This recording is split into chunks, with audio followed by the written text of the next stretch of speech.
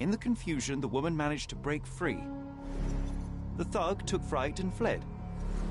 He was stopped by the falling crates. He stumbled and fell, piercing his chest with his own blade. However, the wound didn't cause instant death. He managed to stand, but still bleeding, he lost his balance on the bridge and fell. Before all of this, the man had freely entered the camp through the main entrance. The police admitted him after they had a short smoke together.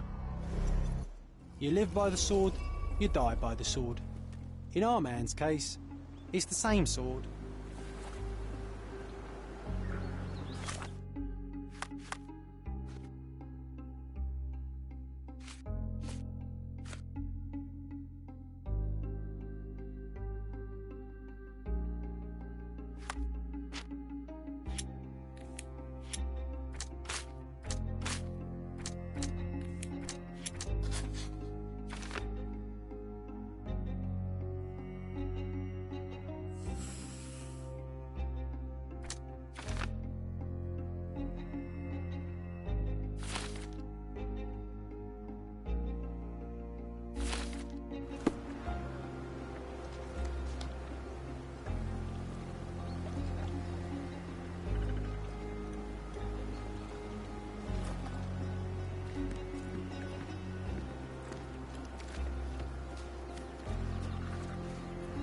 May I ask for your assistance? I uphold the law, so I'm not answering your questions.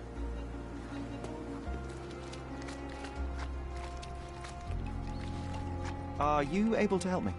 Don't think I can help you, lad. Everyone's looking at us, Sherry. You should know. Excuse me, just one question. The law can't help you with that.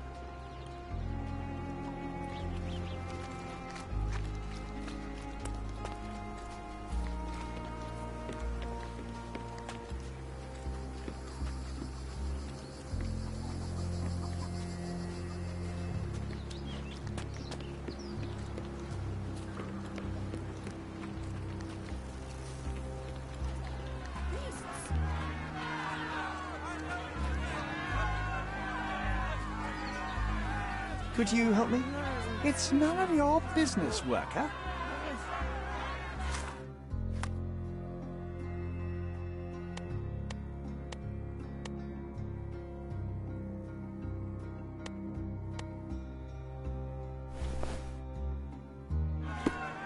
May I ask you something? I can't help you with that, sir. Oh, I am bored. Call me when you find the answer. Murder! Beasts!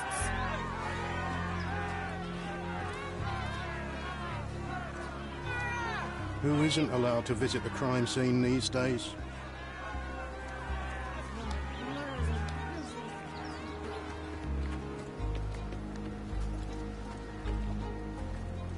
Mr. Harlow, your refugees didn't murder anyone. What? Pray tell me what you've learned. All right, listen carefully. This might solve one problem for you, but will create a few more. Oh, well, that's a great start. The man came to the camp intending to kidnap one of your refugees, a woman. What he didn't expect was that the refugees would stand up to protect the woman. A brawl had broken out. In the chaos of it, the man stumbled over those crates and fell on his own blade. How do you know he fell on his own blade? The wound in his chest was inflicted from an unusual angle. It was not an offensive stab, shall we say. The refugees didn't touch him. And judging by the blood at the scene, the intruder managed to raise himself but was unable to walk very far. He ultimately fell into the canal. But how did he sneak into the camp? Why didn't the police see him? And this is where your new problems emerge, Mr. Harlow. What do you mean? You're not a dull-witted man. You know what I mean. There is no feasible way to get into the camp without the police guards knowing of it. The pile of mess I had to sort out has just become bigger, but somehow that doesn't surprise me. Anyway, I thank you for your help, Mr. Holmes. I'll take it from here. Meanwhile, I'll make sure the police aren't detaining the refugees any longer. You can go back in and look for your witness. You think one small clock can make any difference in this place? Who knows, John? Just one ill-fitting cog could make the whole machine crumble.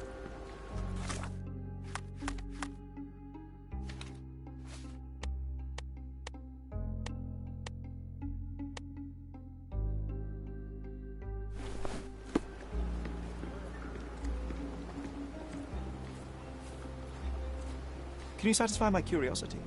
They often take us from the camps to work. Most don't mind, though.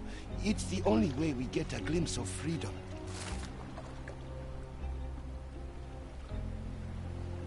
So there's a smuggling ring in the camp. This wasn't the first time that someone freely entered the camp to take a refugee out. At least it was certainly his last time. My gut tells me that we'll learn more about this ring when we find out where the thug came from.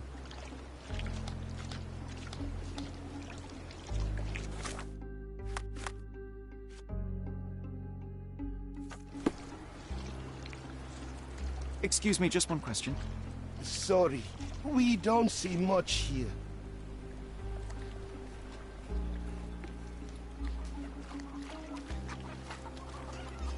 You're the one who tended to our man's wounds. I thank you greatly. The police didn't allow us to help him. The police will leave you alone now.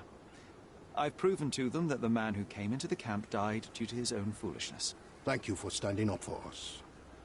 But nobody would help us without a reason. You're here because you want something. Yes, I do. I need to speak with the girl drawn here. The dead man came for her too. He wanted to take the girl away, but we won't allow her to be hurt again. What do you want from Nayla? Nayla. She was hurt some time ago. I'm here to find the people who did this and bring them to justice. And to find them, I need Nayla's help. Will you let me speak to her? Justice. There's no justice on this land. But you helped us, so maybe your words are not empty. You can speak to Nayla, if she wants it. But I will be watching you. Hello, Nayla?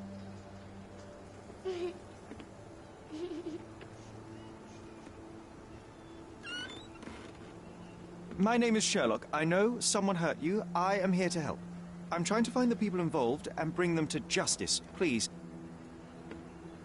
There is a photograph, and I'm sorry, it is terrible, but I simply must ask. Where did this happen? What can you tell me about these people? Christ, Sherlock. Nayla, I'm sorry. I'm not very good at this. You come here for me, but you are rude and cruel and condescending. A cross. The man had this cross. Now go away. Leave us be. I do not need another white man's help.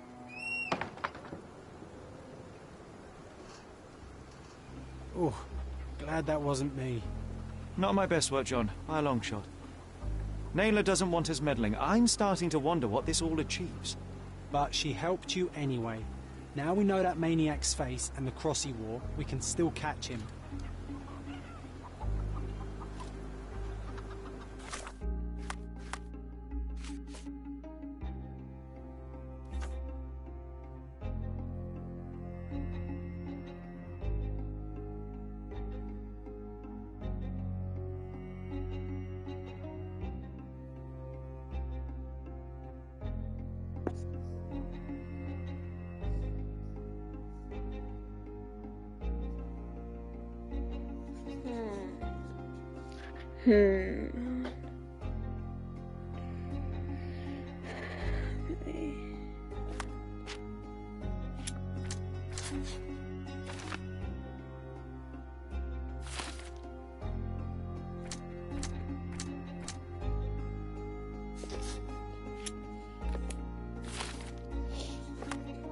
Facebook. Okay.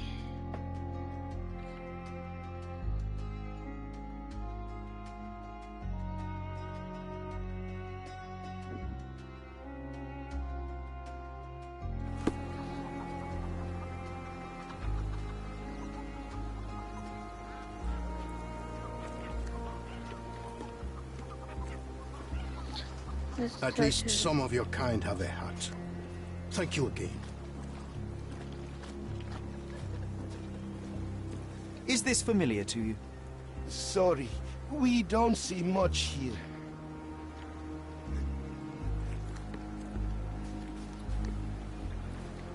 Do you know anything about this? Sorry. We don't see much here. Everyone's looking at us, Sheriff. You sure you know what you're doing? May I ask you something? Sorry, we don't see much here.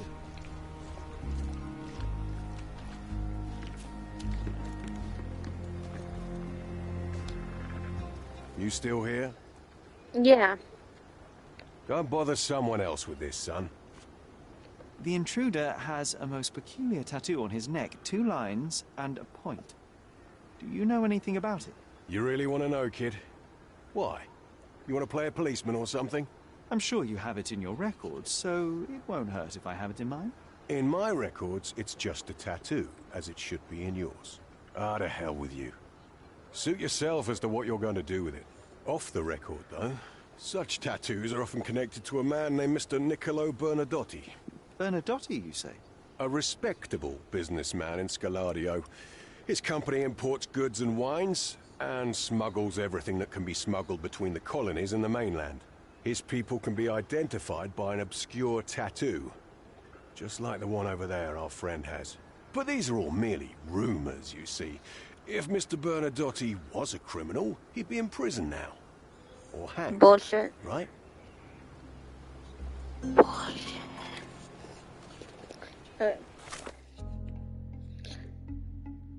I believe we need to go to City Hall. I owe you a lot, Mr. Holmes. I owe you a lot, Mr. Holmes.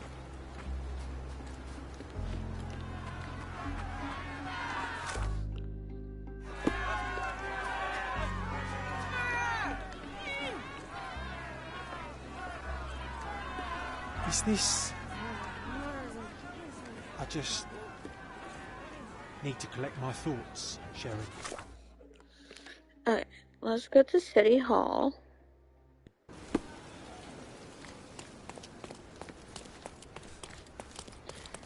We got 2 things to look up. Let's start with the drawing.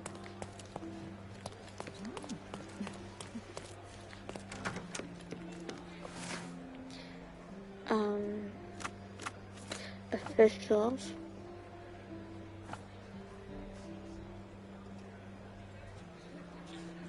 Period would be British. I believe occupation. Occupation would be the next. Yep, here we go. Okay. No, we have this one.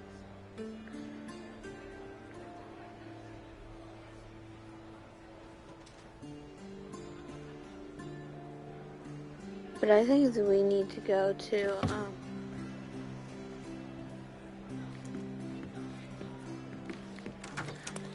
I think we need to go to the police station for that one.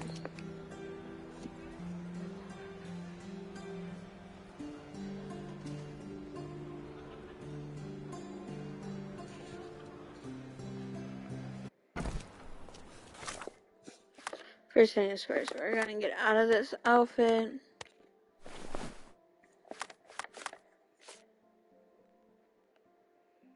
He does work in the city hall, but we're on this one. And we're gonna go to... I think this is where we want to go.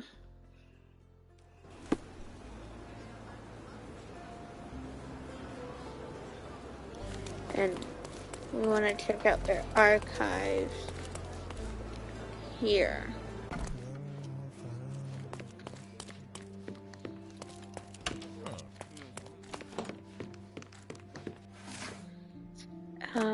Smuggling. Suspects, I guess. I think...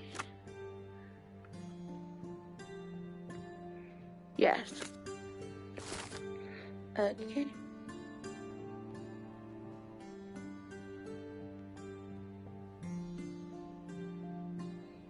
I am not gonna read any of this, so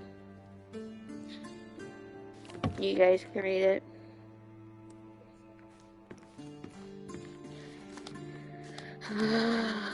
He's in City Hall, so let's go back to City Hall real quick.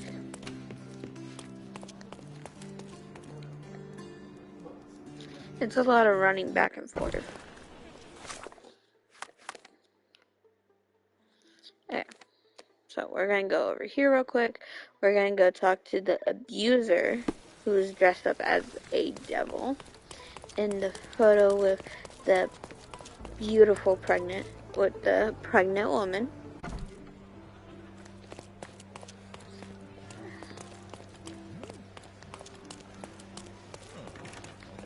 Nope. Thomas North. And here's the dick. If you're here on matters of signing up for military service, come back tomorrow. Our department needs to straighten out some business. Bullshit. First off, you look tired as fuck. You haven't shaved. Found.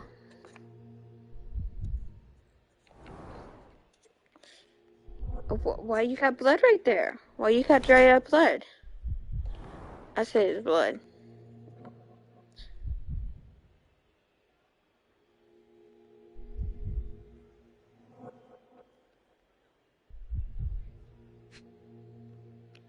What's that? What you got?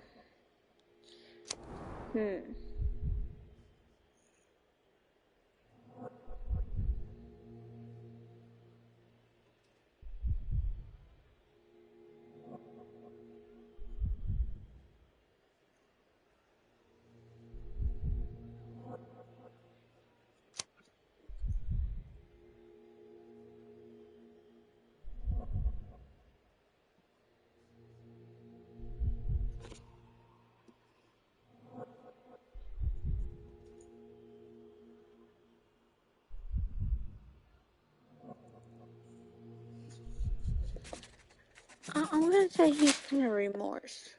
Why are you staring at me like I'm a Madame Tussauds figure? Didn't you hear what I just said? You blame yourself for what you did. It won't be any good unless you confess to me, so I'll try to be polite. What sort of did are we talking about? Are you from the press? I'm here because of Naylor. Who? You don't remember her name. Lad, if you won't tell me why you came, I'll call for someone here to sort you out, if you get my meaning. Let's show him the photograph.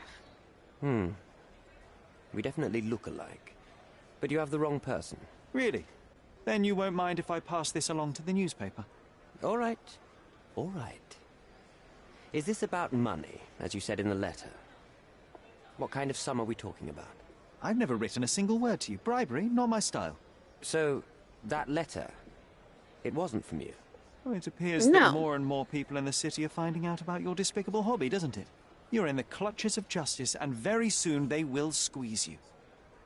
It's in your best interest to cooperate. Fine. I suppose now we have a nice long talk. Do you drink, Mr. Sherlock Holmes. And I do not. Shame. All the best discussions are accompanied by a glass of whiskey. But out of respect for you, I won't drink either. Respect? That's an unusual word in your mouth, Mr. Where are my manners? My name is Thomas Norton, a British envoy in Cordona on a military mission. So, where do we start? Who's blackmail? Let's start there. Tell me about it. All right. A couple of days ago, I received an anonymous letter. It said that in the art gallery at Caravansary there exists a painting that incriminates me. The blackmailer made it clear that if there is a painting, then a photograph exists too. And I should be wary of what it might do to my reputation. What does the blackmailer want from you? Money, of course. What else do such people want? Needless to say, I don't remember anyone taking photographs at the party. Up until the last moment, I hoped he was bluffing. But he wasn't, as you've just proven to me. Show me the letter. I burnt it as soon as I read it. I've left enough evidence. There's no need for any more. What So, happened? let's return to the beginning. What happened at the party? I vaguely remember that night. As usual at such parties, you meet people, you talk with them, they invite you to spend some time alone with them. What can I say? I got myself mixed up with the wrong company, and somebody must have mixed some psychoactive substance in my drink. After that, it's all blurry. I completely lost my sanity. I made a terrible mistake which I regret deeply. You don't say. Do refugee girls often appear on the menu at those types of parties? It's rather rare. So you didn't attend the party to engage in an exotic experience involving a vulnerable woman unable to accuse you of assault? I would never have planned such a terrible thing. What happened was just bad circumstance. Whatever you say. The painting that depicted you in the image of the devil was stolen by a mercenary. Did you have anything to do with it? I might be a rotten person, sir, but hiring criminals for illicit purposes is not in my daily schedule. And buying the painting in an attempt to hide the crime, is that on your daily schedule? What would you do in my situation? I would never put myself in such a situation. You're young. I could never have imagined myself in my current position. Yet, here I am in front of you. We all make mistakes, Mr. Holmes. And I'm no exception. Boniface Mercurio, does the name mean anything to you? He's an artist, right? The one responsible for the painting that compromises you. I found him dead in his room. Oh, that is bad. Wait, you don't think that I have anything to do with this? You had motive to kill him. Maybe I did, but listen. I know how this looks, but murder? That's on another level. I had thoughts that this Mercutio... Mercurio? Well, him, yes. I thought he could have been the blackmailer. But I was too afraid to make any hasty decisions.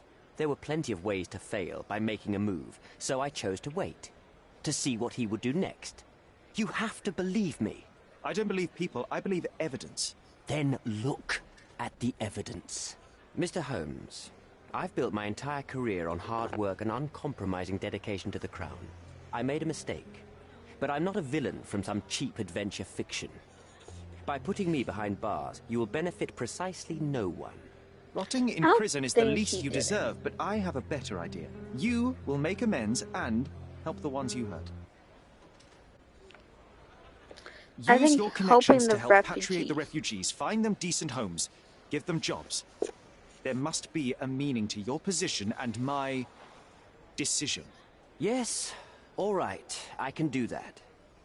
So, will you give me the photograph now? That's not all. Naylor deserves the very utmost of what you can do. Help the girl? I can't risk the press paying extra attention to her. I will do anything except that. I need to think this all through. Don't do anything foolish in the meantime. What makes you think you can decide what's best for these people? Such is the arrogance of British imperialism. I take your point.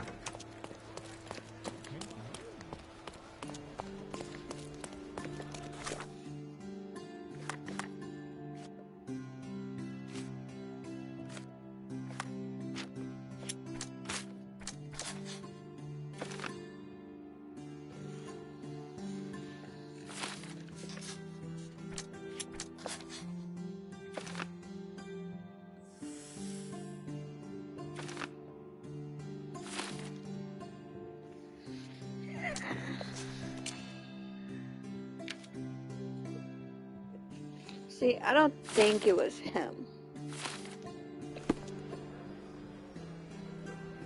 Well, I'm gonna pause this real quick. I gotta go use the restroom.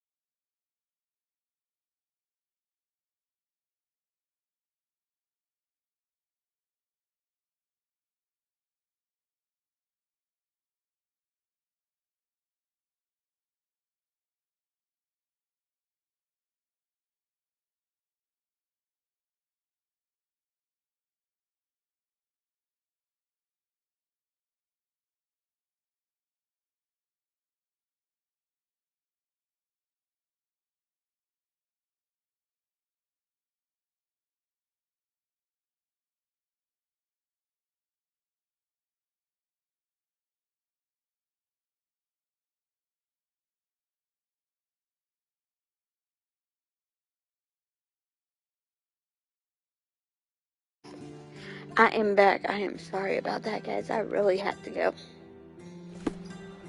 Whew. Okay, so let's go here. Testify.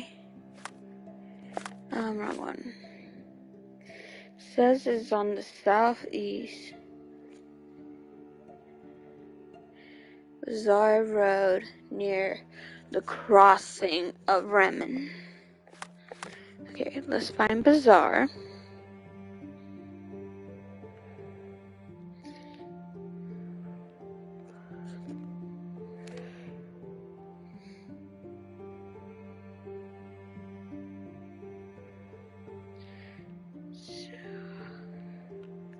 It would have to be somewhere like there.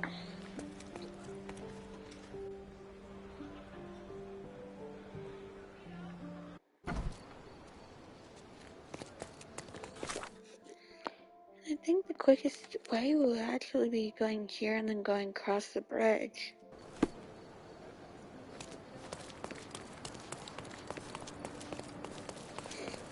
Since it's gonna be like right there.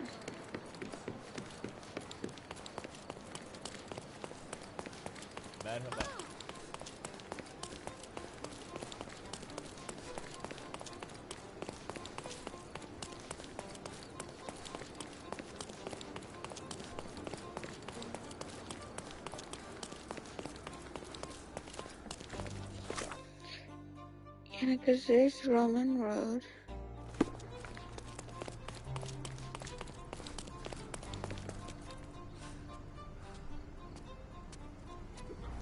This way, I guess? Hello.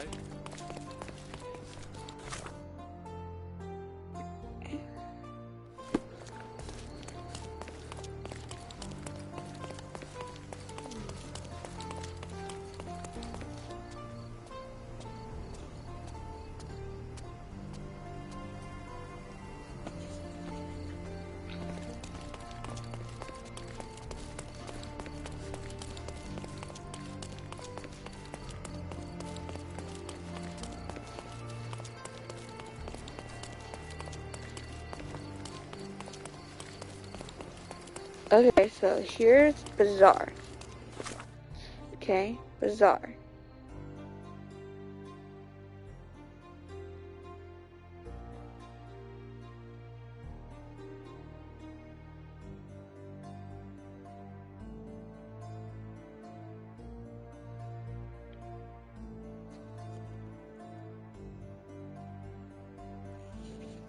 Near the crossing. Roaming.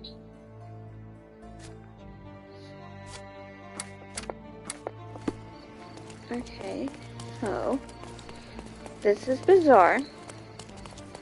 We turn down here.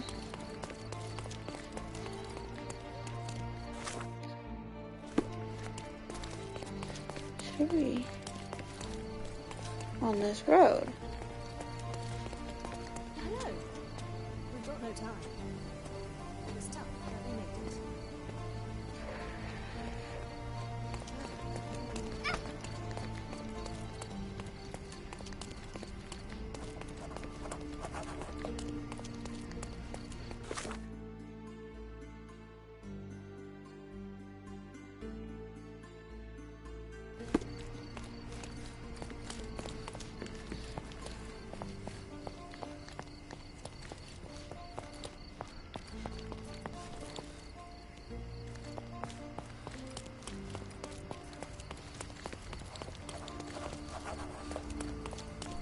The best antiques in the district.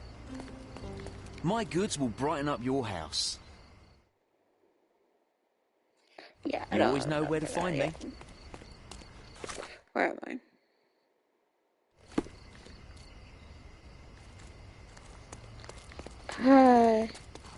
Now I lost myself.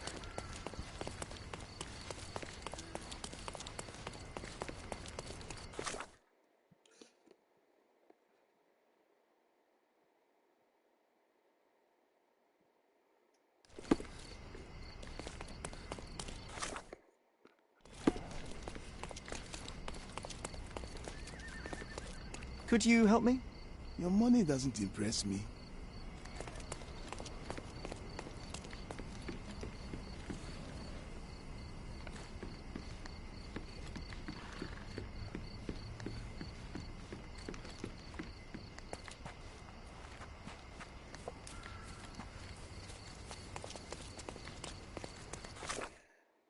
Okay. Can you satisfy my curiosity? I'm glad to see such civic consciousness, but I've never heard of that.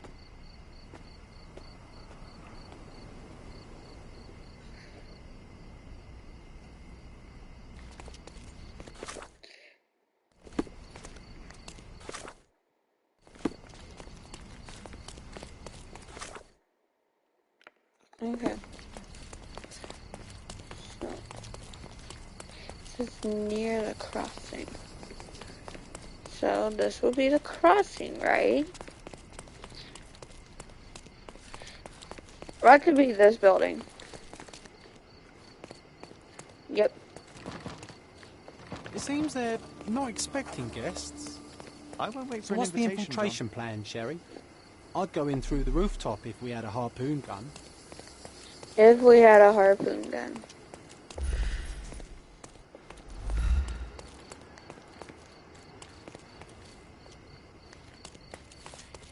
Help me, please. Sorry, we don't see much here.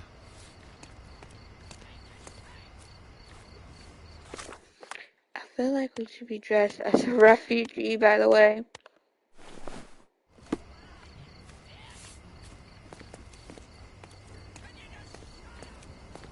These workers don't look like your average Cordona folk. They're refugees from the camp. That's... You go talk to that beef. I'll sneak up from behind and take him out. Hey, yo. This is private property. You lost something. I'm here to discuss business with Mr. Bernadotti. I tried the front door, but... Mr. Bernadotti isn't seeing anyone. You have 3 seconds to walk away or you'll never walk again. Capito? It's in Mr. Bernadotti's best interest to... 1... Listen, the man Bernadotti sent to... So...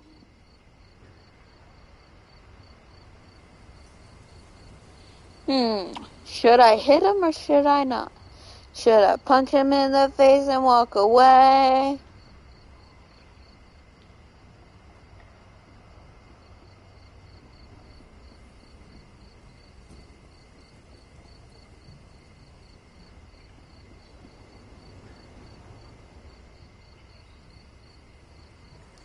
Fuck it, hit him.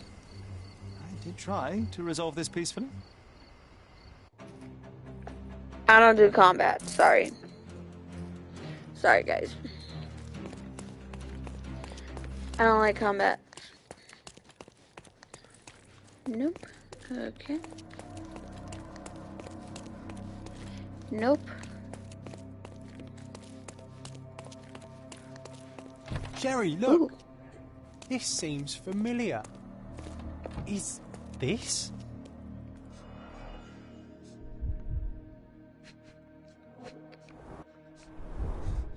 VH Grindley Flow Blue Tableware. Yeah. Beautiful tableware. Masks. Traditional for the Chokwe people of Central Africa.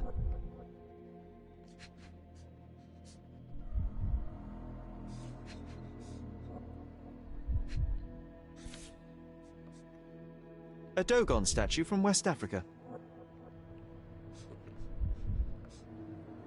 A century old at least. This is what lies behind the facade of Bernadotti Company Limited.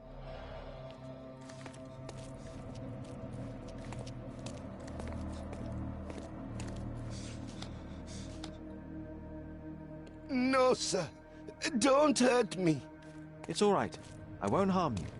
Like you didn't harm the folks on the way here?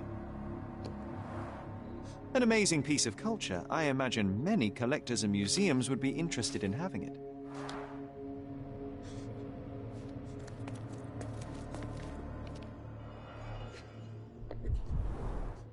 Let's see what's hidden there.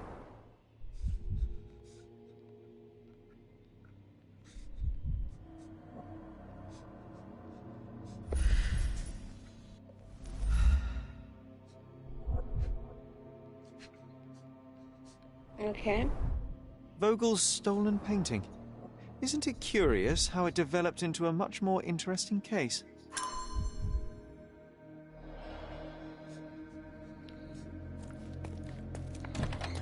Don't come any closer. One step and I'll shred you to pieces. Keep standing in my way and no one will ever see you again. Righto. Yes. Yep. Well, excuse me, sir. I think I hear... I've got to... It's better I leave. Whoa. Oh, wow. That was as if somebody put my words in your mouth.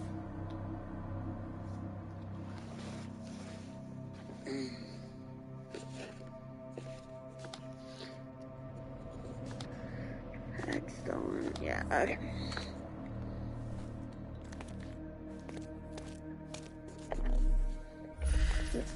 There we go. That's what I wanted.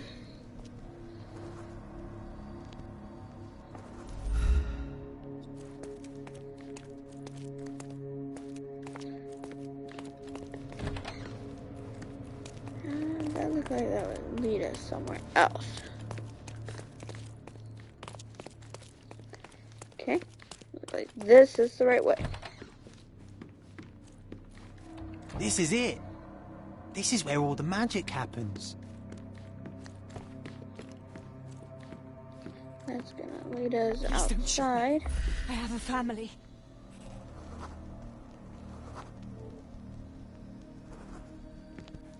Okay.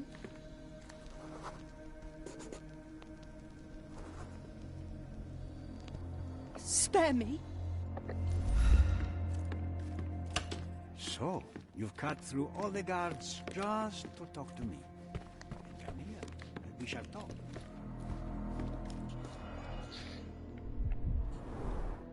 I suppose it's Mr. Bernadotte with our fine governor.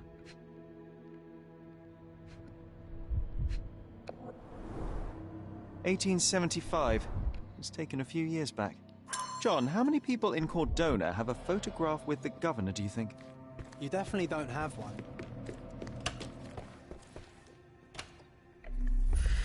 Wrong button.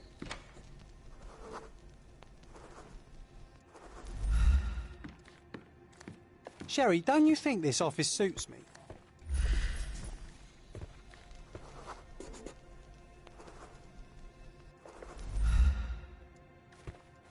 Whenever you're Okay, ready. Jack. I'd hate to intrude. This is orphan.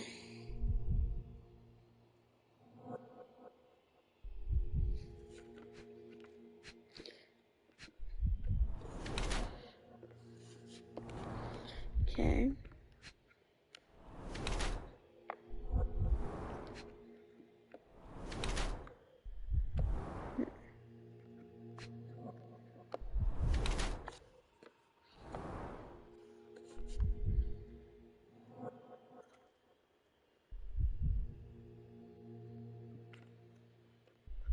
And you're married, sir. Why are you doing dirty things? Why? Why are you doing dirty things?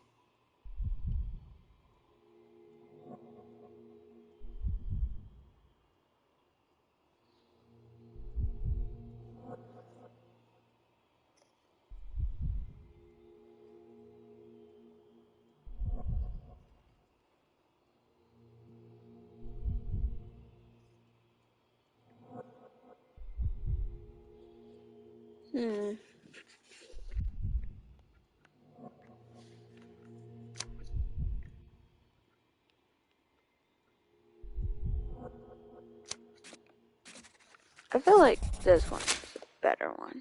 Niccolo Bernadotte, I presume? The name is Sherlock Holmes, and I'm afraid I bring bad tidings. Is that so? The man you sent to the refugee camp failed in his task. He impaled himself on his own blade. A clumsy and chaotic end. For a man who just broke onto my property, you are more businessman than brute. You have my attention, Mr. Holmes. Do not waste it. Welcome all, welcome all. Mr. Bernadotte, do you know the name Boniface Mercurio? I do not. Mercurio was a local artist.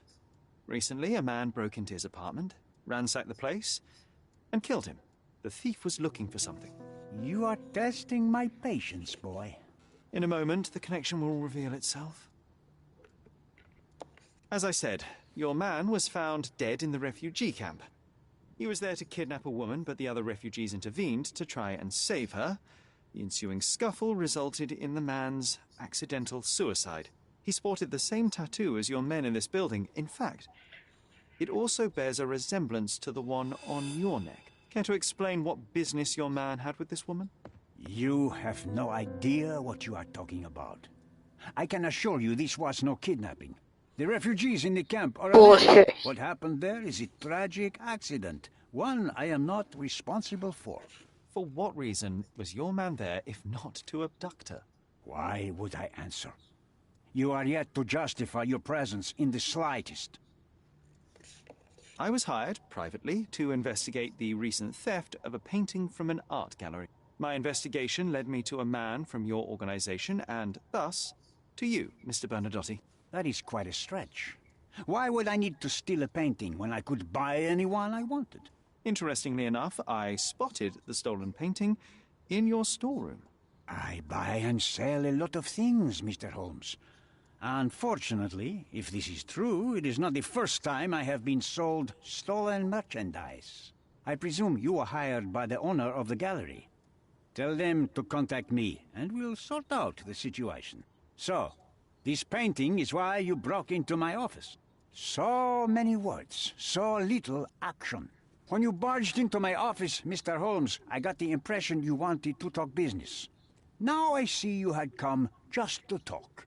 Tell me exactly what you want, or get out. It was necessary groundwork for what comes next. I have enough evidence to conclude that the gallery thief, the artist's killer, and the dead man in the camp are all the same person. Your time is almost up, Mr. Holmes. Before you draw your gun, there is one final detail I am yet to mention. The young woman your man was tasked to collect from the refugee camp had been defiled at a perverse masquerade party. That violation was captured in a photograph by Boniface Mercurio and used as a reference for his painting. The photo shows the attacker's face. Finally. That's why you're here, Mr. Holmes. You have the photograph. It is what your man was after when he broke into Mercurio's apartment, and it is what you're after too, isn't it, Mr. Bernadotti? You have the photograph with you. How much do you want for it? I am not naive enough to carry $1 million. it with me, but I am yet to decide what I shall do with it. Sherlock! I know the man in the photo Sherlock. is a British envoy. What interest do you have in his downfall? I must admit, I am rather impressed by how comprehensively you have pursued this matter. And so, you deserve the honest answer. My business dealings are often arduous in their bureaucracy. A man in his position, willing to look the other way, could ease my work significantly.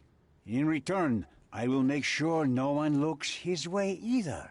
A favor for a favor. Also known as blackmail, the modus operandi of any true professional. It was not originally my idea. Mercurio set things in motion, extorting the envoy for the most trivial of ends. Money. In response, the envoy hired my man to retrieve the painting and the photograph, eliminating Mercurio's leverage. I only learned the whole story after the artist was killed in his home. And rather than extricate yourself, instead you took over Mercurio's venture. It fell into my lap. As a businessman, I simply seized the opportunity. Now, how much do you want for the image? I could not help but appreciate the collection of smuggled artifacts in your storeroom. You have rather diversified your business. Oh, high and mighty of you, Mr. Holmes. Not all smuggling is immoral. I pay generous rates to developing cultures and spread their culture to eager buyers. And furthermore, I supply many immigrants with a taste of home. A very convenient way of thinking. I have traveled wildly, Mr. Holmes. I've seen people in far-flung lands for whom my services are a lifeline. Without them, they would starve. The tax on cargo is often so absurd that it would be more profitable to simply sink your ship than dock it in the harbor. And trust me, I am speaking from experience. Why did you send your man to remove the woman from the camp? Without a photograph, her testimony was the next best thing. Securing her was in everyone's interest. Victims and witnesses all too often disappear. I thought the girl was safer with us. I did not anticipate what would happen at the camp. I saw refugees from the camp at your warehouse. They work for you.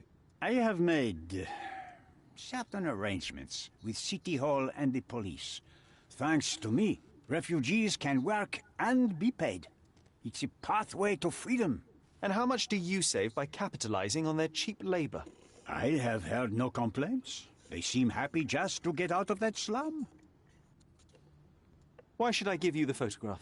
Just name your price. What if my price were not money?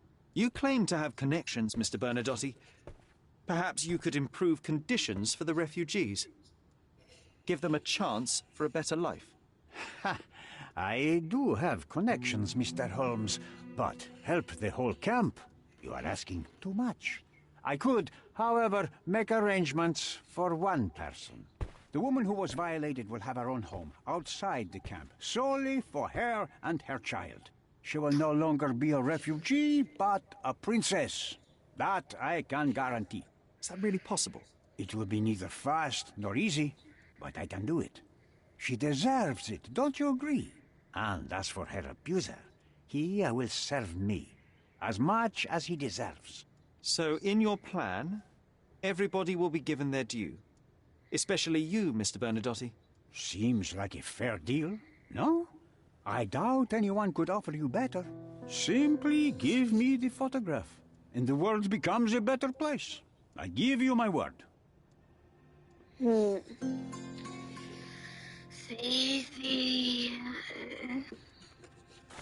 We're gonna sit here for a moment.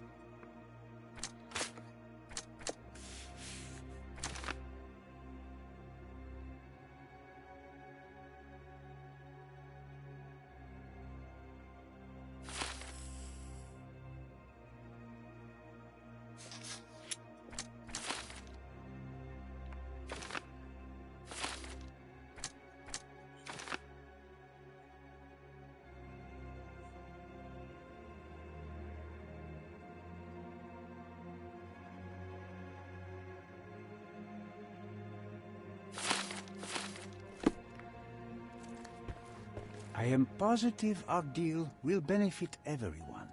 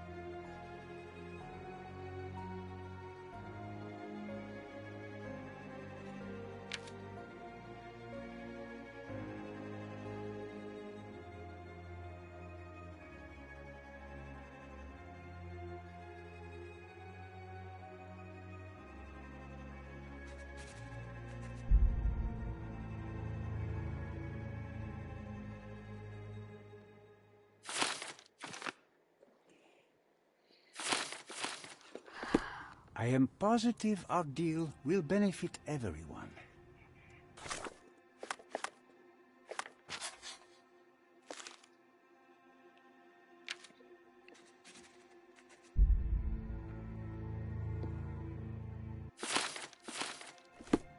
I am positive our deal will benefit.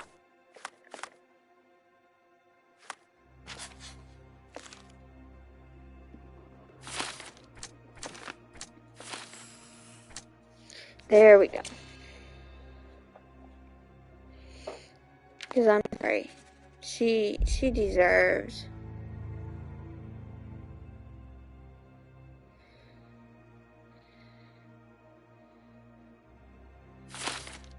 Fit everyone.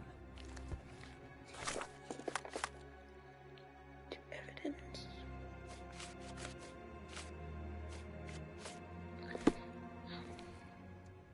If I give you the photograph, how do I know you will not come after me? Mr. Holmes, you are not a threat. The local authorities owe me I'm sorry, I favors. feel like For all your it'd be better for confidence, her you to have cannot a place. actually harm me. Besides, Because that is I no like place for a you child to be and your raised. approach to business. We are not dissimilar. Pragmatists to a fault. Indeed, I cannot ignore the just outcomes in what you have proposed. All right, take the photograph. You are a hard man to read, Mr. Holmes.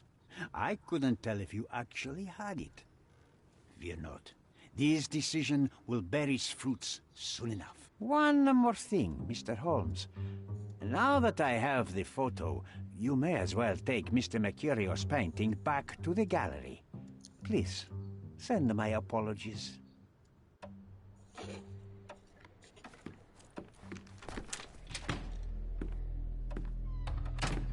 This one was a Mr. very, Holmes, very you've hard one. returned. Have you uncovered anything new about the theft?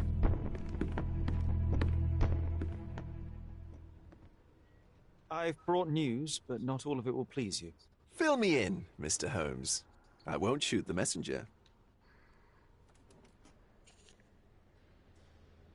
I located the thief, but found him rather cold. He was tight-lipped about the painting, too.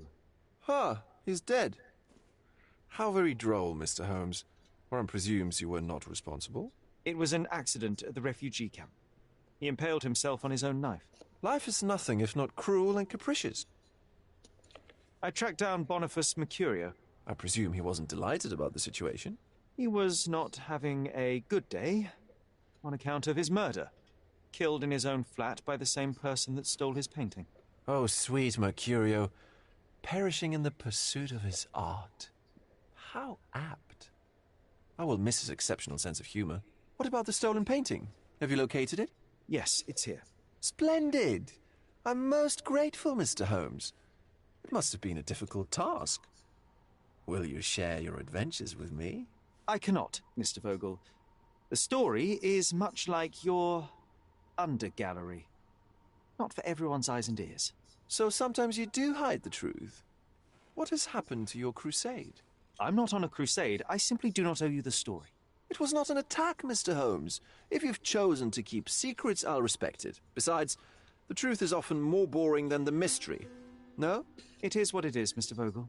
Well, now that we've resolved all of our outstanding matters, I have a gift for you.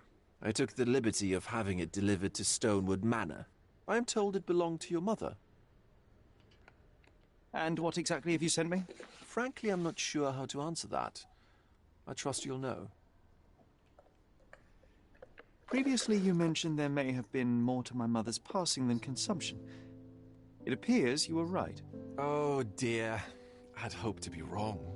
She was unstable, mentally unwell. She required sustained, specialized treatment, but her madness persisted. I knew that Violet had disappeared from the public eye, but had no idea of her suffering. I cannot imagine what you're feeling. I'm fine. Thank you, Mr. Vogel. I am curious to see what you have procured.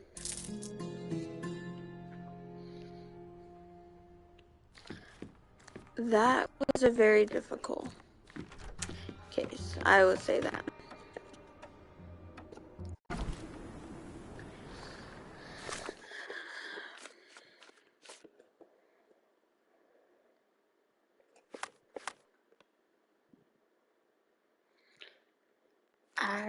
To be honest, I don't know what to say about it.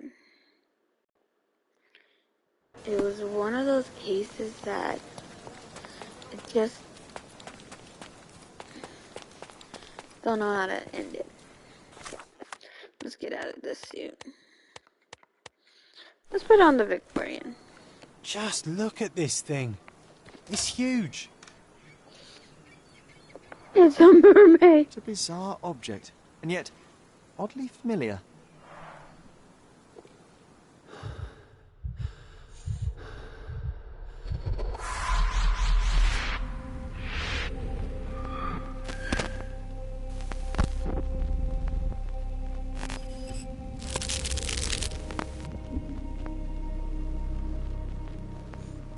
Ooh, are we gonna unlock a new room?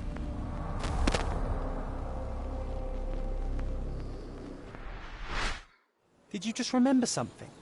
Yes. A room full of curiosities and artifacts. I think I can find it in the manor. Sherlock. So, you continue to pursue the imaginary. I had hoped you might have got all this out of your system by now. Mycroft, what are you doing here? Get out of my house. It's my house, actually. I've come to bring you back. I have no interest in returning, let alone with you.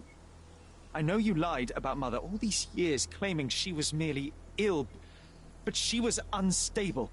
She never had tuberculosis. She was not recuperating, but mentally deteriorating, and you never once thought to tell me. How dare... I shall not indulge this petulant tantrum. You can just tire yourself out and then slink back to London with your tail between your legs. Just tell me everything. I'm an adult now. Maybe he thinks Show you me the can't basic handle it, courtesy Sherlock. of an explanation. You know I will find out eventually. The goal was stability, and that's what you got. The right thing for everyone was to try and move on from her passing. The consequences of one's actions determines what is right or wrong. Yes, exactly. The ends justify the means. After leaving Cordona, Sherlock, you had a normal childhood.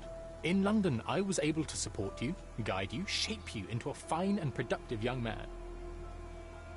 You have so much potential, so much to offer society. But that's not the end. Now I found the truth, and it has shattered everything I knew about her, about you, and about myself. I feel unstable because of you. Your actions were not justified. Lying never is. Oh, grow up, Sherlock. It was a white lie which has as much use in the realm of the interpersonal as the international. It is time you come to accept that some things are bigger than yourself. Oh, you are full of it. You like to pretend you care about the big picture, but it's just an ego trip. You like knowing more than others. You like greasing palms and rubbing shoulders with the rich and powerful. You like having eyes and ears everywhere. The fact it helps the nation is incidental, because all you care about is yourself. It's true. I have agents everywhere, including Cordona. If you weren't so damn stubborn, you'd realize that means I'm only here for you. Do not trust him, Sherlock.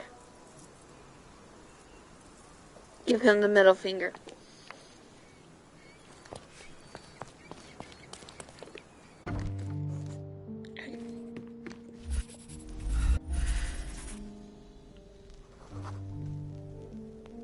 I remember returning home with a pair of perfect sticks. We wanted to turn them into training swords. Oh, that's right. We stood there, frozen, staring at something huge in the main hall.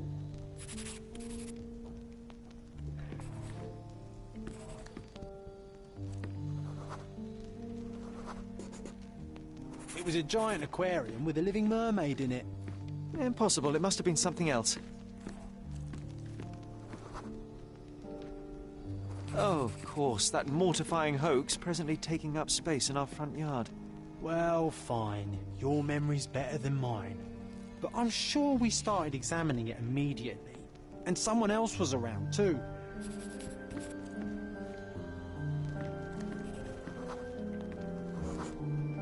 It was my mother. She asked what I thought of the artifact. You were really concentrating and holding something in your hand. I inspected it with a magnifying glass and was able to confirm it was made of two different skeletons. The mermaid was a fake. And so it was time to smash the thing. Your mother took a hammer and... Slow down, John. That's not how it happened. I remember other people joined us.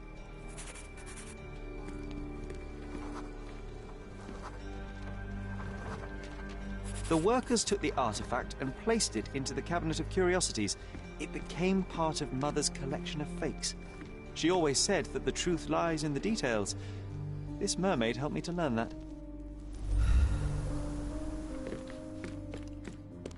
Ah yes, my mother's studio. She was an authenticator, and this was her Cabinet of Curiosities. I never saw the point. What does it matter if some artifact is real or not? It still exists. I remember this cozy blanket. It was perfect for a wigwam! Oh, that was a joy to build them. Imagining ourselves as wayfarers on the other side of the world.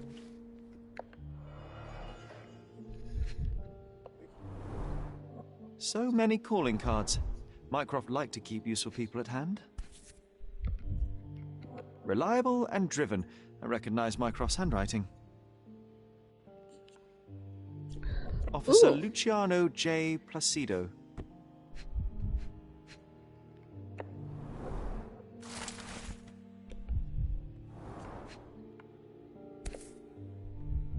Carefully opened. Dated 24th of April, 1869.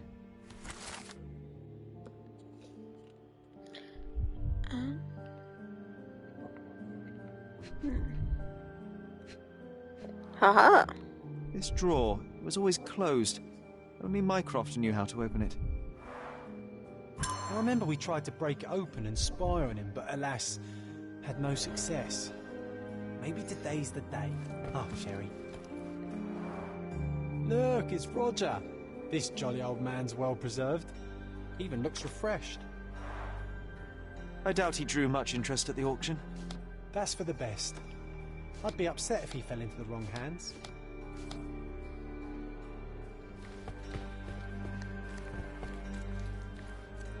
I'm not sure I want to hear its horrifying, inhuman howl again. 1852, Bingley, West Yorkshire. This photo caused a lot of fuss. My mother spent some time to prove it was a fake. Cthulhu! Cthulhu! Right there. Right there. Cthulhu. Cthulhu right here too.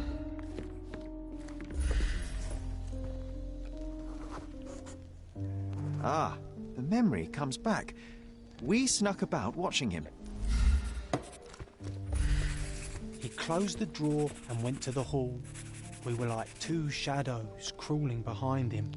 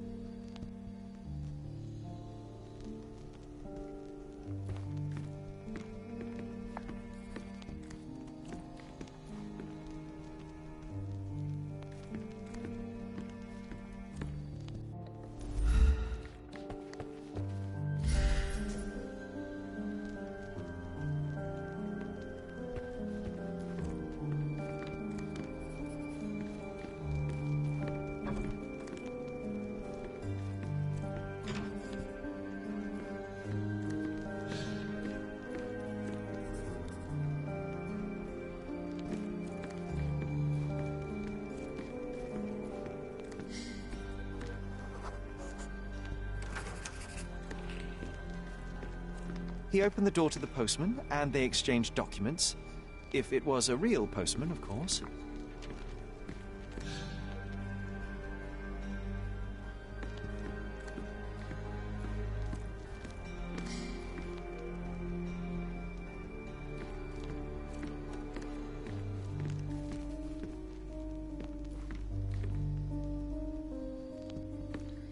Ah, there we go.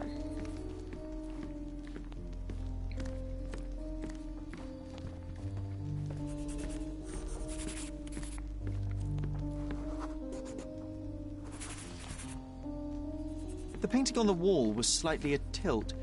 He stopped and straightened it.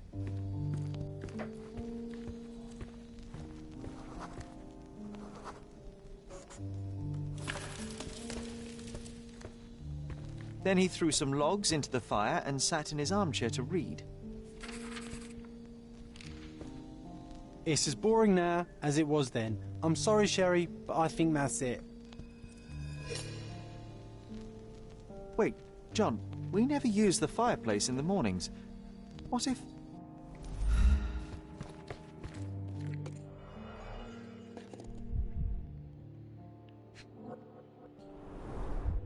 A bit of juniper in the fireplace created a soothing atmosphere. It's the little things, isn't it? I think this is what we're looking for.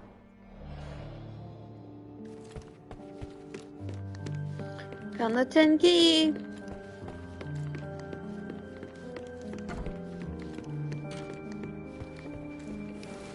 We made it. So what's there? Dossiers on the most influential people on Cordona. Mycroft always had a habit of building files on everyone he met. Gifted by Queen Victoria herself. Single malt whiskey. Mycroft's favourite.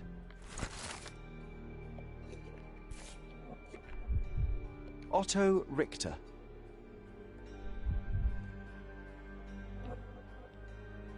This one is rather thick. Mycroft can be truly dogged in his research.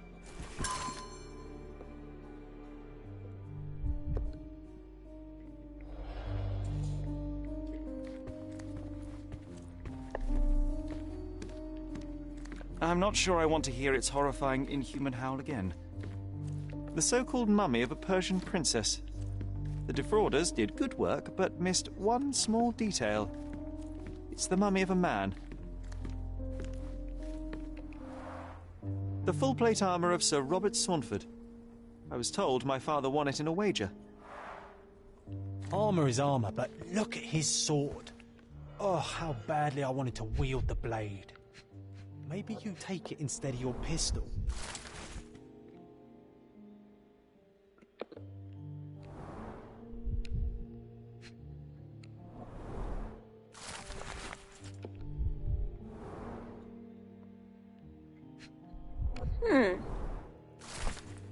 Clearly, it was deliberately torn. I wonder why someone would do that. The Tulpa. Studies in Tibetan Mentalism. An impressive number of bookmarks. Someone was rather obsessed with this subject. I'm starting to remember something.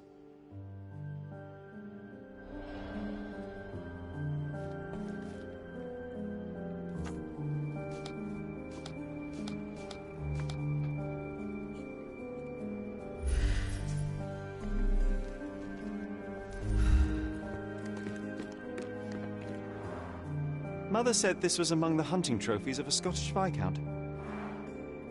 So he tried to persuade everyone that his forest was inhabited by these beasts. One of the most ridiculous fakes I ever saw. Its owner insisted it was a polar bear. He thought the white paint on the brown fur wasn't noticeable.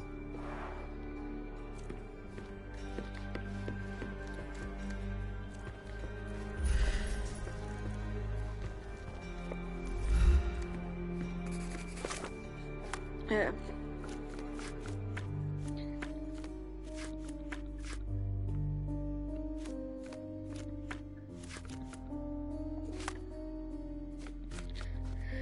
This is something that we need to...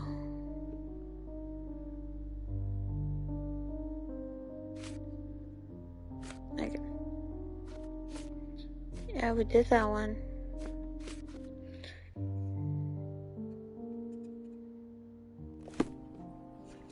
There we go. I used this ladder to look at the top shelf, right? On the day of Mother's breakdown upstairs. Right you are, Sherry.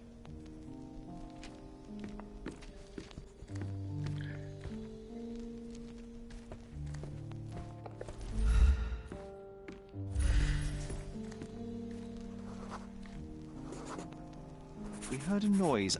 I can't recall of exactly what. And we didn't have a great view from behind the statue.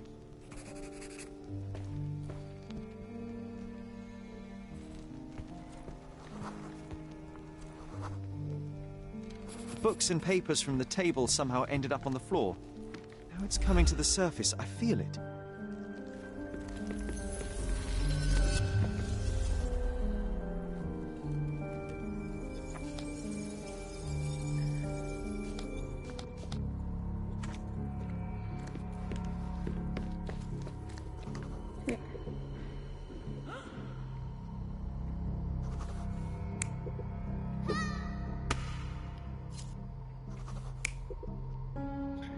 thought that was it.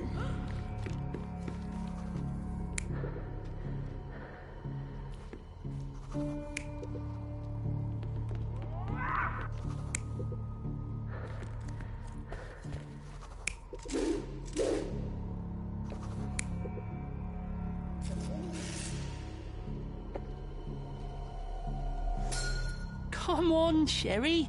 Let's go outside. Wait. Did you hear that? Come here, Sherry. You call this progress? Charlatan, amateur. I'm not letting you anywhere near my mother again. So there was a quarrel between them. Okay. I heard a noise in the hall. Let's check it out.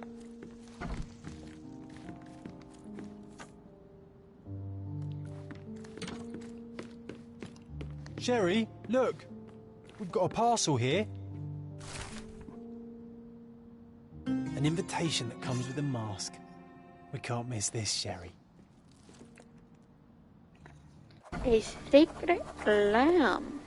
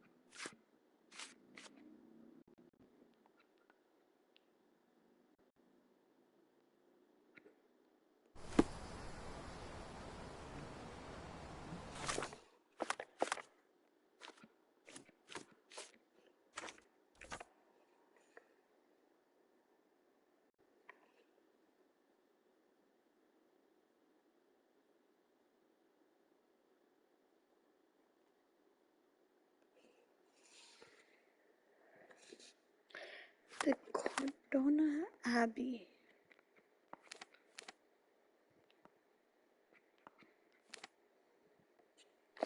Where is it? In northern Grain Strand. Is this the Cordona Abbey? Okay.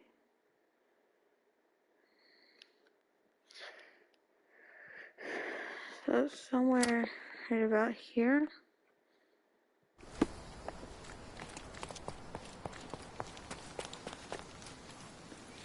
Hey, it's the giant elephant balloon. I did not realize that. I imagine Goliath was surprised to find out his lady was not real.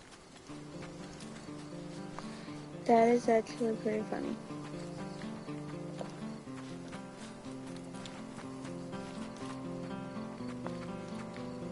Come on, sing with me, Sherry.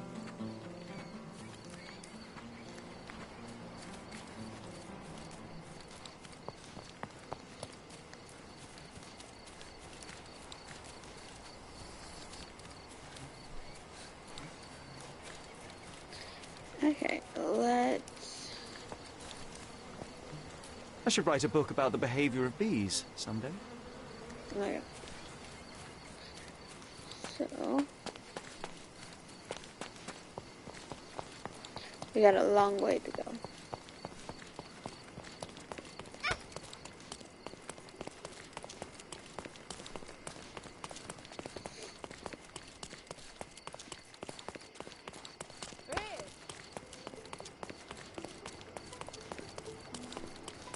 Sacred Lamb is what this case is called.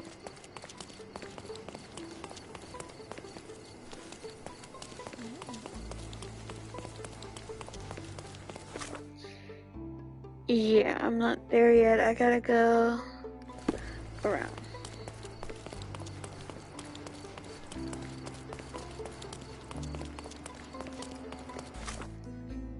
Yeah, need to go around. Gotta go around, around, around, around.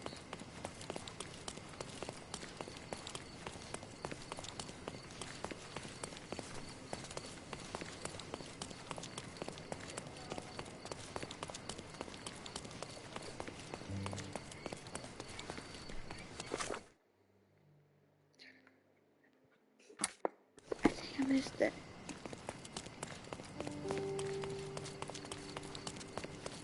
I think I was supposed to go through the front door.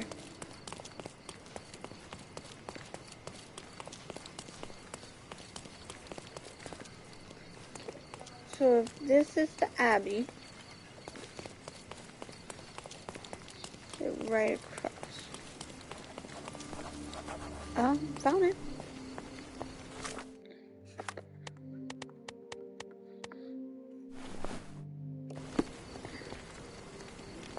Right. Help me, please. I have nothing to hide, sir, but I've never heard of this. Bullshit, you're here. I'm so sorry, but this is a costume party.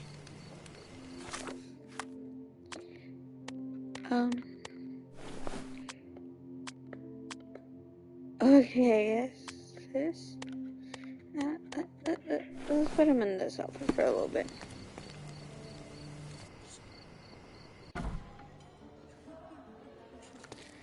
Enjoy the evening, sir. There is still plenty of time before the grand finale. All right.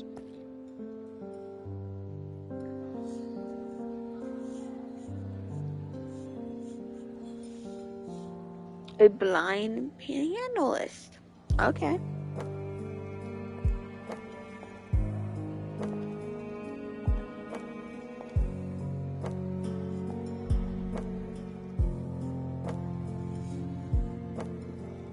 A masquerade ball, basically.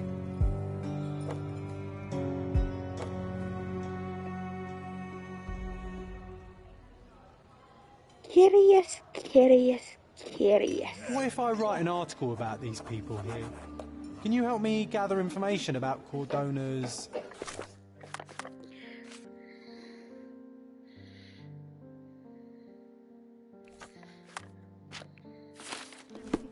elite?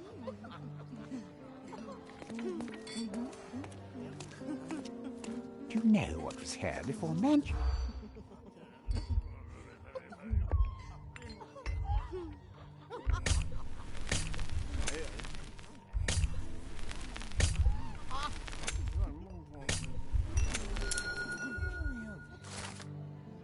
That's what I like about this party. Bring me more dirt, Sherry. One more piece, and curtains do not...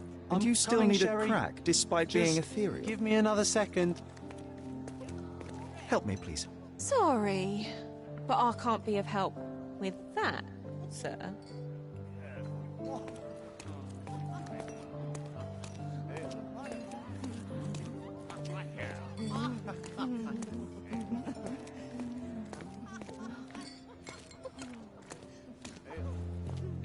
Oops. Let's start something. Sherlock! Friend! I wasn't sure you'd come.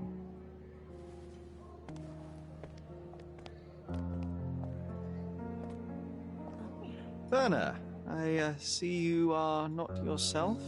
The more time you spend here in Cordona, the more I feel it my duty to bring you into our world and show you all we have to offer. And what Oh, is really? on offer today? Pleasure, indulgence, relief, and relaxation.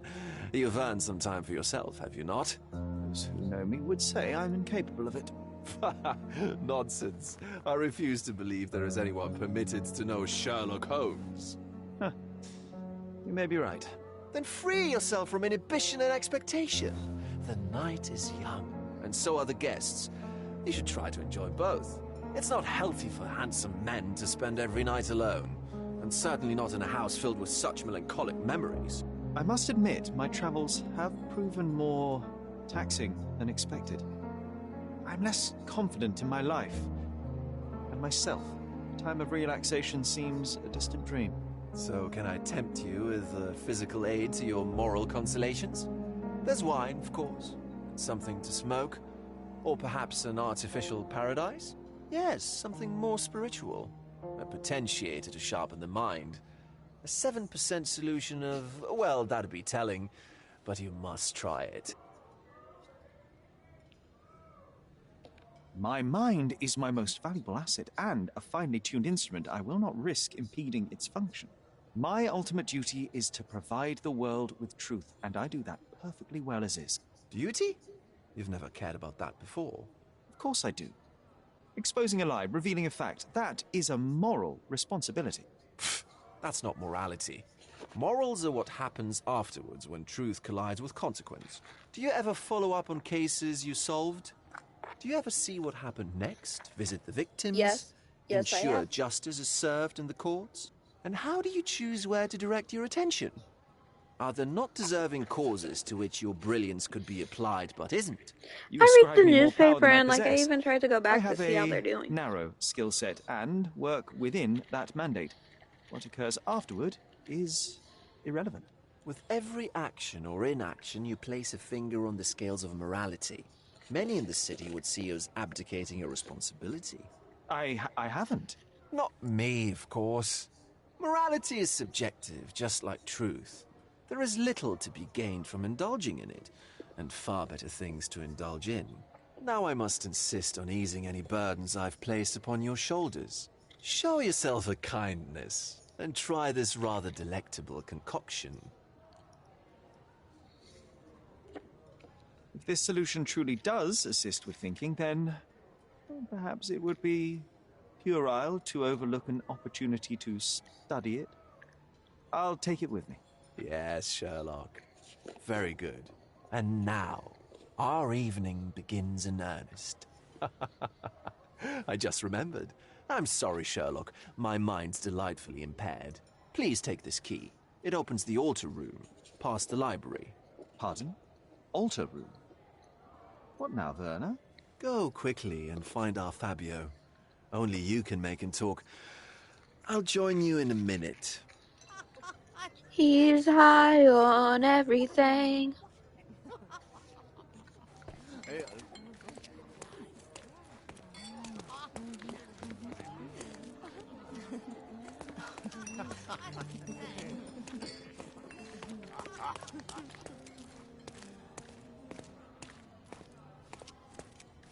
Manchio's had to enforce the masks.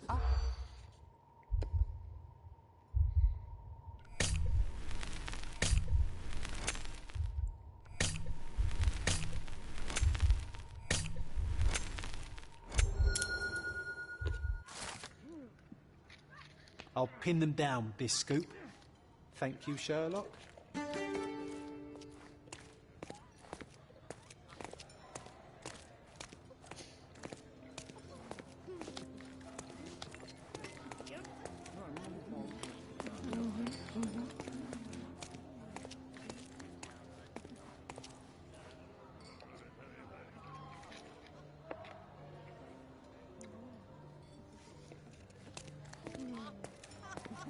Enjoy the event, sir.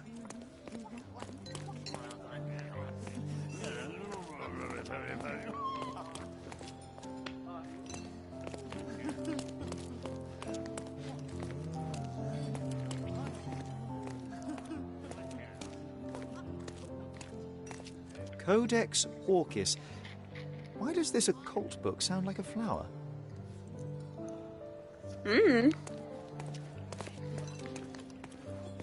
These medieval botany and chemistry books look even more satanic than the occult ones.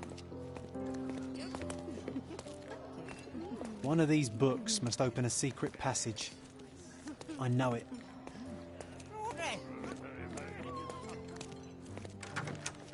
John, you are a silly, silly boy. Murder! Murder!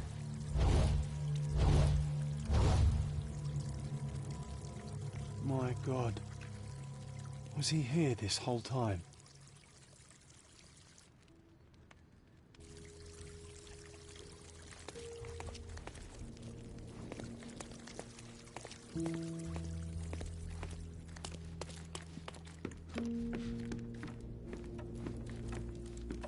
You know me, I gotta check everything else. Enough cigars to burn down the entire mansion.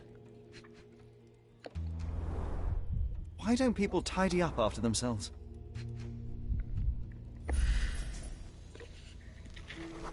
An open wound spoiled the carpet.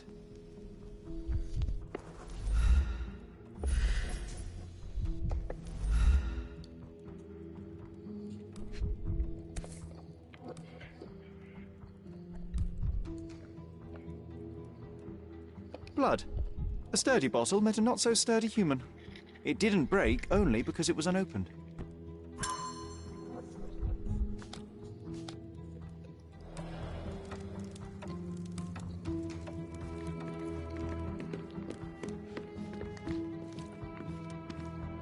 What about a quick pillow fight?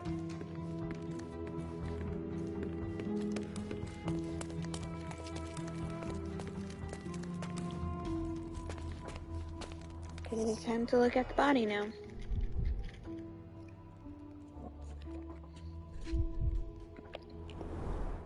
A blunt force trauma may have suffered an internal hemorrhage.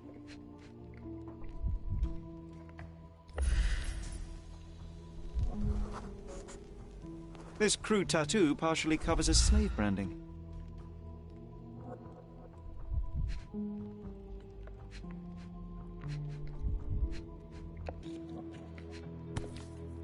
There we go. This golden handle has a bloodstain on it. The dagger is heavy and sharp, but lacks balance. This worm-like sigil has been drawn with his own blood.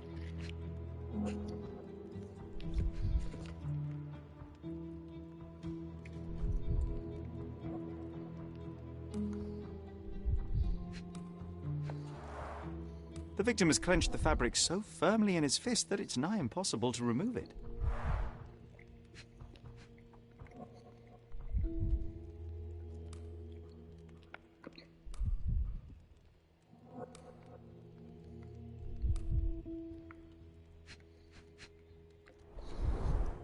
The wound is deep.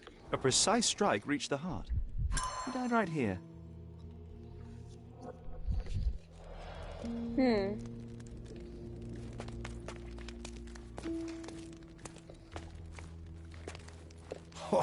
These crime scenes always outdo This my elaborate imagination. box must be for the ritual dagger. The ointment smells mouse-like. I presume it is an aphrodisiac prepared from a Spanish fly. This one looks like a twisted symbol of Venus, drawn in a hurry. The sign reminds me of the astrological symbol for Mars.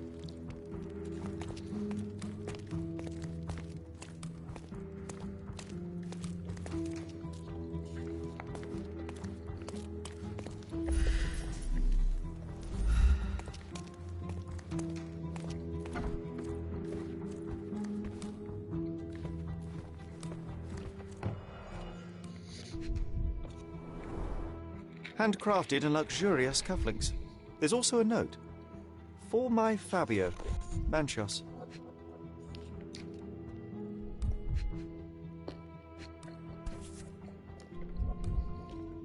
The key is similar to the one that Vogel gave me. The capital F on the key fob might refer to Fabio.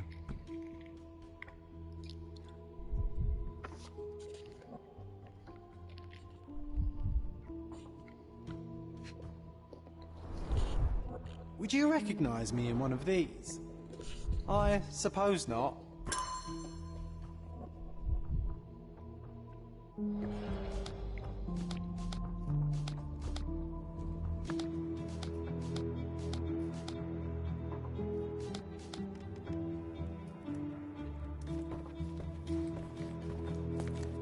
Props, decorations, and tools for a more detailed set.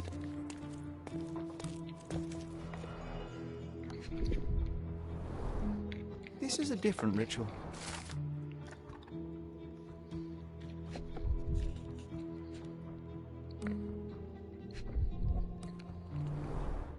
A useful tool for a disguise arsenal. How can anyone accept such behavior?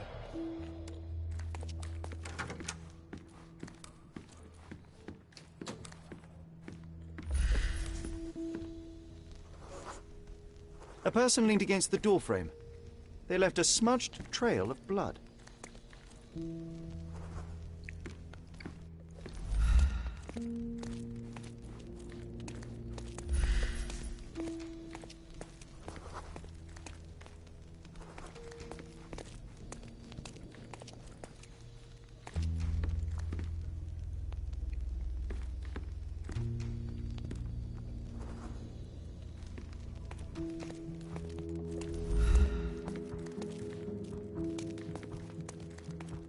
Werner, care to explain what is going on here? On nights like these, it's not unusual for some attendees to get a little exuberant. It's part of the appeal. Unfortunately, it appears things have gotten out of hand. Yes, some are more prone to bend the rules of morality. That's murder. I doubt there's anything left to bend. Why did you not tell me immediately? We were chatting about trivial matters for some time.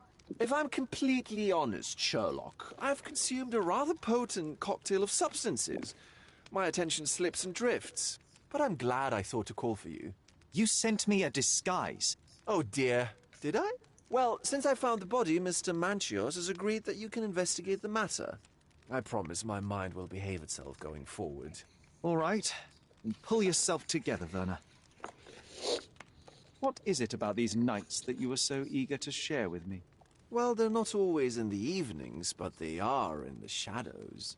People gather to test their boundaries in a safe and consensual atmosphere. Often with more stains than your typical crime scene. But that is the point. Who are we to judge? I suppose that's fair. What about today, then? Was anything different? Well, I was invited as a special guest. It was supposed to be a time of both divine and carnal pleasures. A scratch for every unconventional itch. I imagine you're reeling from your shattered expectations. On the contrary, there is still spectacle, stimulation, and release, merely in a different form. I like to let life entertain me. Or death. Mr. Manchios is the owner of the manor, yes? And the host of Cordona's most memorable parties. He promises even the ugliest guest a partner for the night. And for the ones with more unconventional tastes, Mr. Manchios provides other services. What a caring person. You cannot begin to imagine. Ugh. How did you discover the body? In between guzzles of alcohol? I was set to perform in a fecundity rite with Fabio and came to inquire further.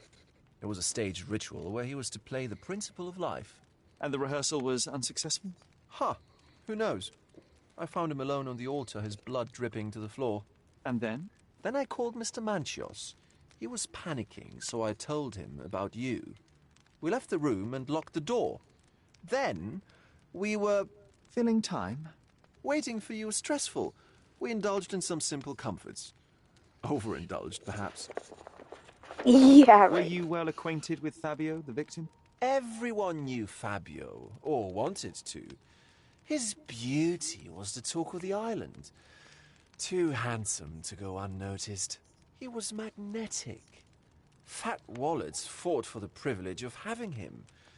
He offered the pleasures of performance, and more.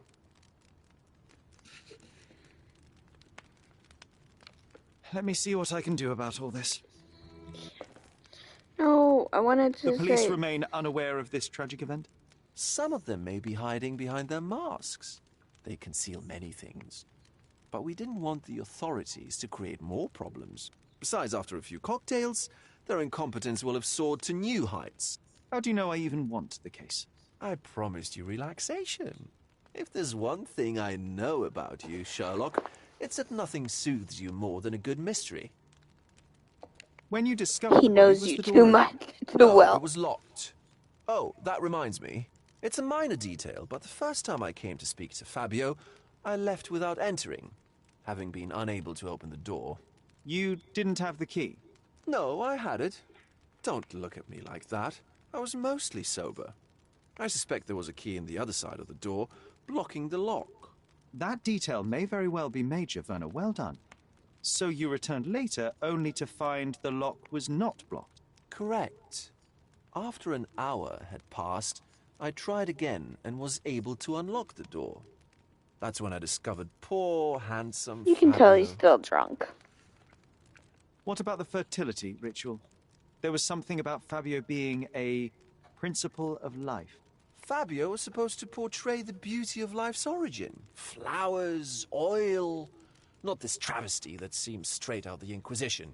So this ritual is not the fertility rite. What was it meant to look like? It begins with a woman lying naked in a flower bed on the altar. She represents Gaia, the earth. As I cover her in oils, we chant for the principle. As our calls reach a climax, Fabio enters and copulates with her. After he finishes, I stab her with a dagger. That part's just pretend, of course. But the intercourse is not? I did not expect you to be such a prude. Are you a virgin? It is nothing to be ashamed of, but it would explain the color of your cheeks. The fertility rite marks the start of our festivities.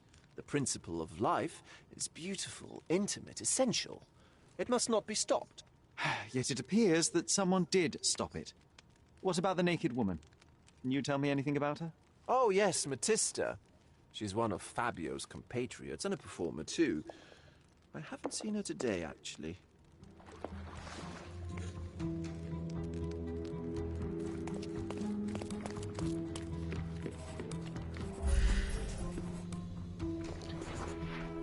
The wounded person was here for some time. A bloody handprint on an armchair. There appear to be no further traces leading to the altar.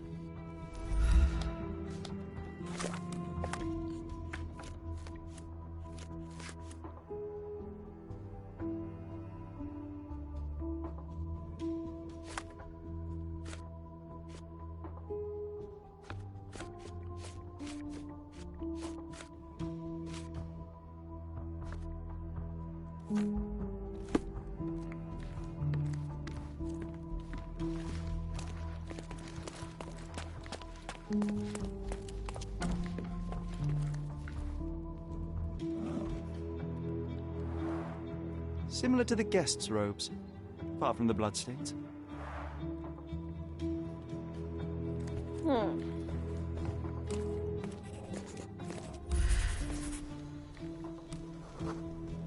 Identical to the robes the guests are wearing.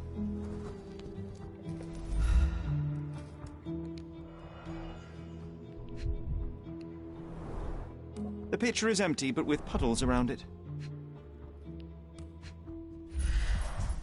Blood clots are adhered to the sides of the drain.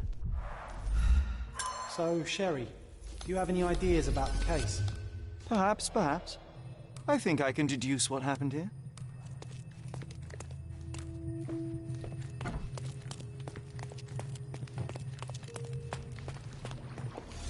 Okay, now this one might be a little hard.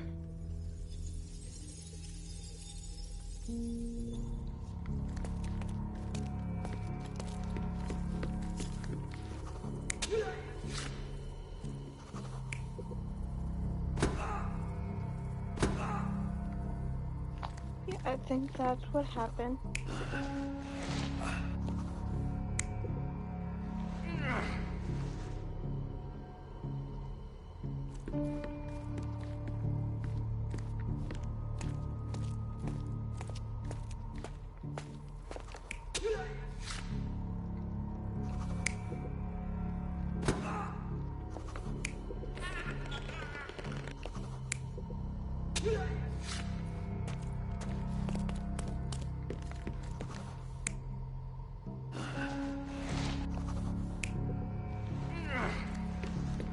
Yeah. And then...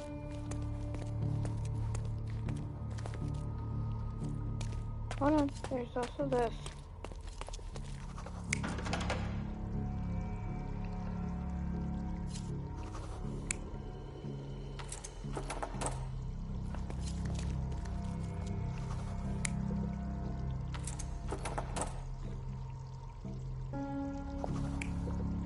Ooh.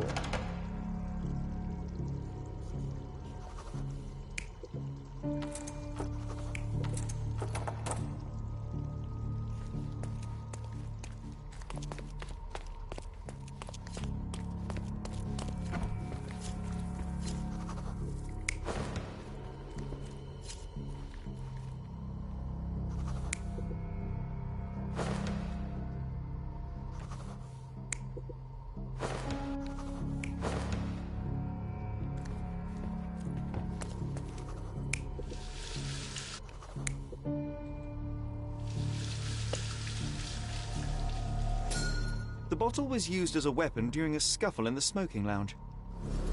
Then, to ensure no one would interrupt, the murderer locked the door. The unconscious body of the victim was moved to the altar room. Once the body was on the altar, the murderer thrust the dagger into the victim's heart. Symbols were drawn with the blood. The wardrobe was used to hide the bloodied robe from anyone's eyes. The killer washed himself and took a clean robe from the hanger before leaving. Are you all right? You're on the floor, not moving. I think I know what happened here.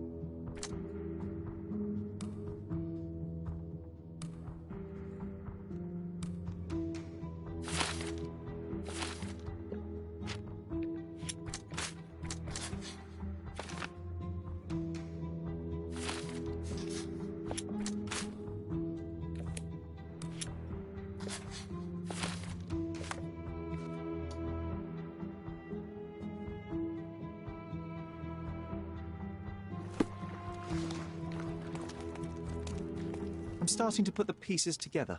Fabio was stabbed. I see nothing gets past you, Werner. Yes, he was stabbed, but only after being knocked out in the next room and placed here. I do not yet know why. So, who's responsible? Well, it was one person working alone, and the murderer has now donned a robe. He or she could be hiding in plain sight. We have lost time, Werner, but your discretion may prove to be a benediction after all. The murderer had to have access to this room. After the crime, he used his own key to lock the door. So, who had the key to the altar room? I'm not sure. As a special guest, I was provided one by Mr. Manchios. He should be able to tell you of any others. Where can I find him? Most likely in the main hall, entertaining his guests. He has a mask with golden stars. You can't miss him. But please be discreet. We don't want to risk disturbing the revelry. I know you can untangle this mess.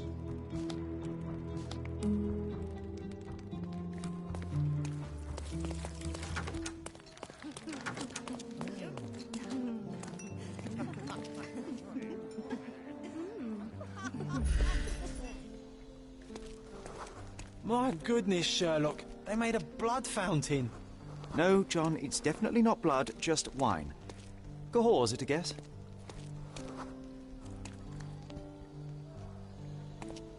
Kurt Manchios, I presume. I'm Sherlock Holmes. Oh, you must be the one Werner told me about. That was a lucky Sweet guess. voice you I'm like, have. he's the only must one I belong to a handsome young man. see that has like Can gold I call stars. you Sherlock? As you wish, Mr. Manchios. Mr. Vogel asked me to help you. The body in the altar room requires answers, and quickly. I suspect the murderer to still be here. What? Lower your voice. I don't want anyone to hear us.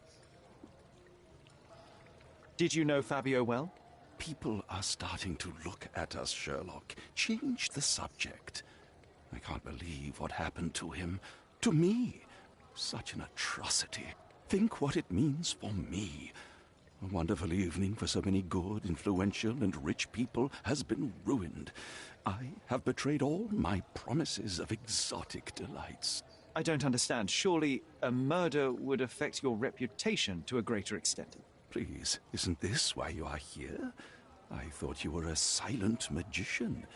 Do your tricks and make it go away. Do your tricks and I need make to it find go all those away. who had the key to the altar room. As far as I know, Mr. Vogel, Fabio, and you had access to it. Is that correct? That is correct, yes. Also, Matista and Santos. Santos? Who is that? Santos Pinchetti, my major domo. In his opinion, at least.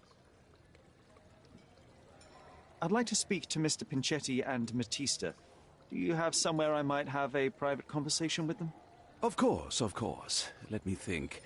Matista is entertaining the guests somewhere, and Santos... Oh, yes. He will be busy with the servants. Or the cook. What's that noise? What's going on? Freeze, filth. You're under arrest.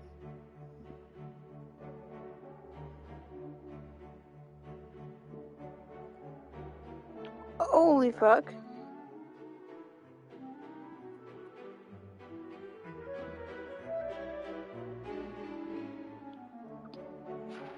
Are they really beating them?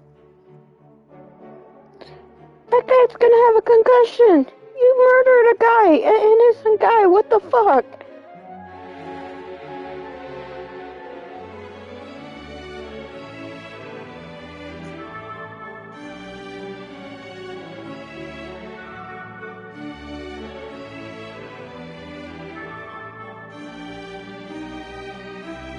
What the fuck?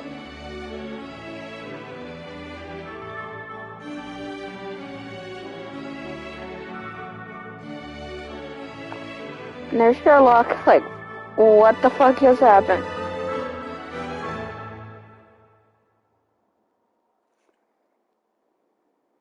Look at you.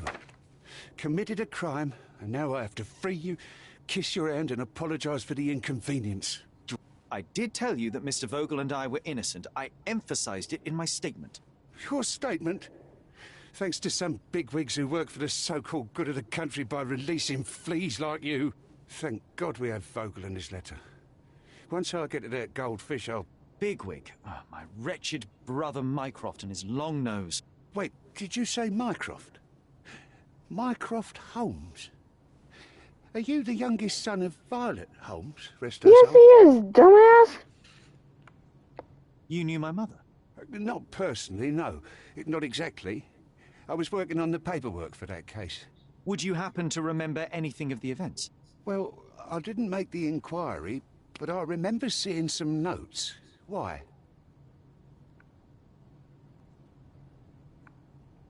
Perhaps we can negotiate. I could be quite useful. Huh. Got you hooked, right? You know what? Stark and the others think they're the smartest here, thanks to you. Let me get this straight. Are you listening to me, lad? I'm all ears. Take this case. Report to me only, to Constable Harvey Oswald. I'll leave everything I have on this table. Find the murderer. Be a real copper. Question the suspects, make them sing, give me something substantial. And if Mr. Vogel is not a suspect? If he's innocent, then you can take your favourite degenerate away from here. If you slip or mess with the evidence, then trust me, your brother won't save you from my bludgeon. Meanwhile, I'll be checking the archive for you. If anybody asks, then you're a consulting detective. Let's make a start then, partner. Awesome. I'm glad we managed to get the scoop before the raid.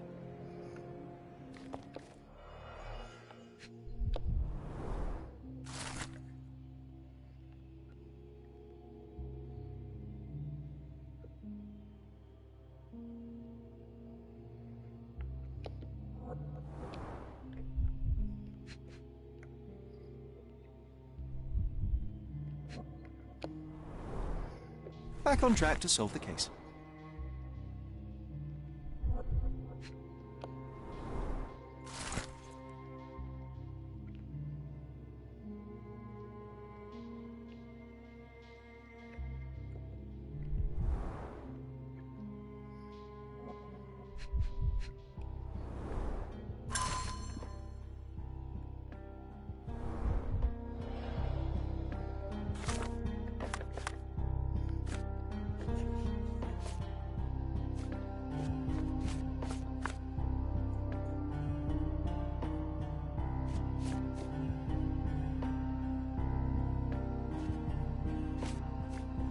I think this Santa guy is the one who murdered.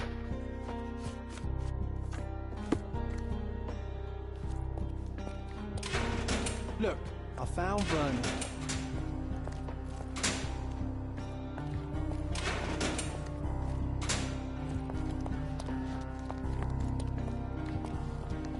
Werner, are you all right? Oh, yes. Everything's fine. In fact, it's something of a family reunion. My brother spent quite some time in this place himself. You should not be here.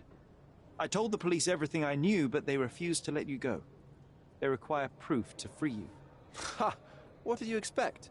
The mighty Sherlock Holmes swans in, tells the officers what to think, and the world obeys? Of course not. Anyway, I struck a deal with the constable, and I've got a free hand in the investigation. I find proof to solve the case for him. He obtains files about my mother's death for me. Well done. If one has the power or will, and can act, then one must. I wonder, suppose you couldn't get the proof to your truth.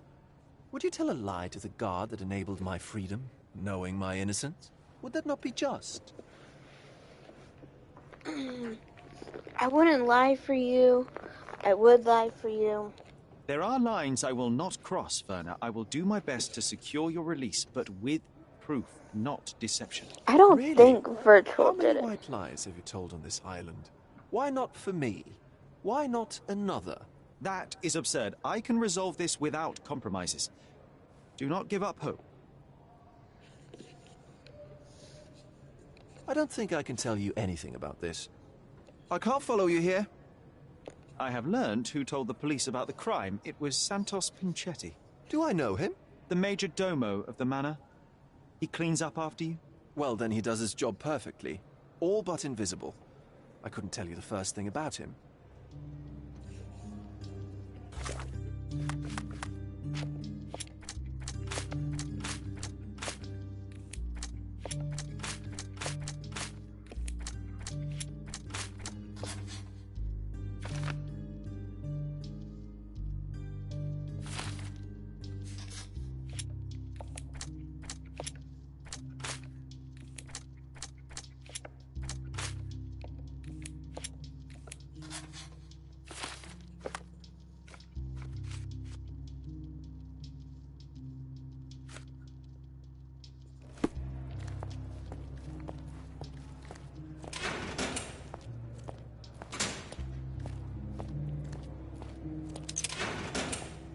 Good day, Mr. Manchios.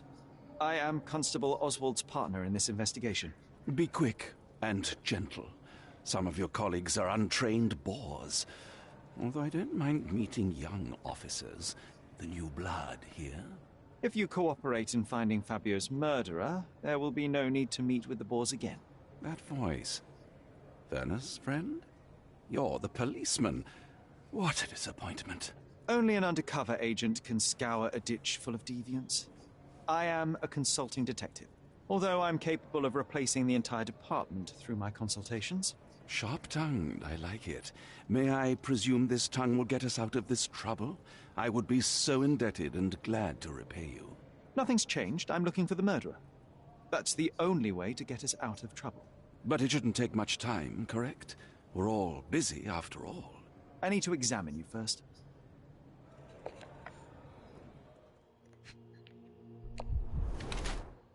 You got a big nose.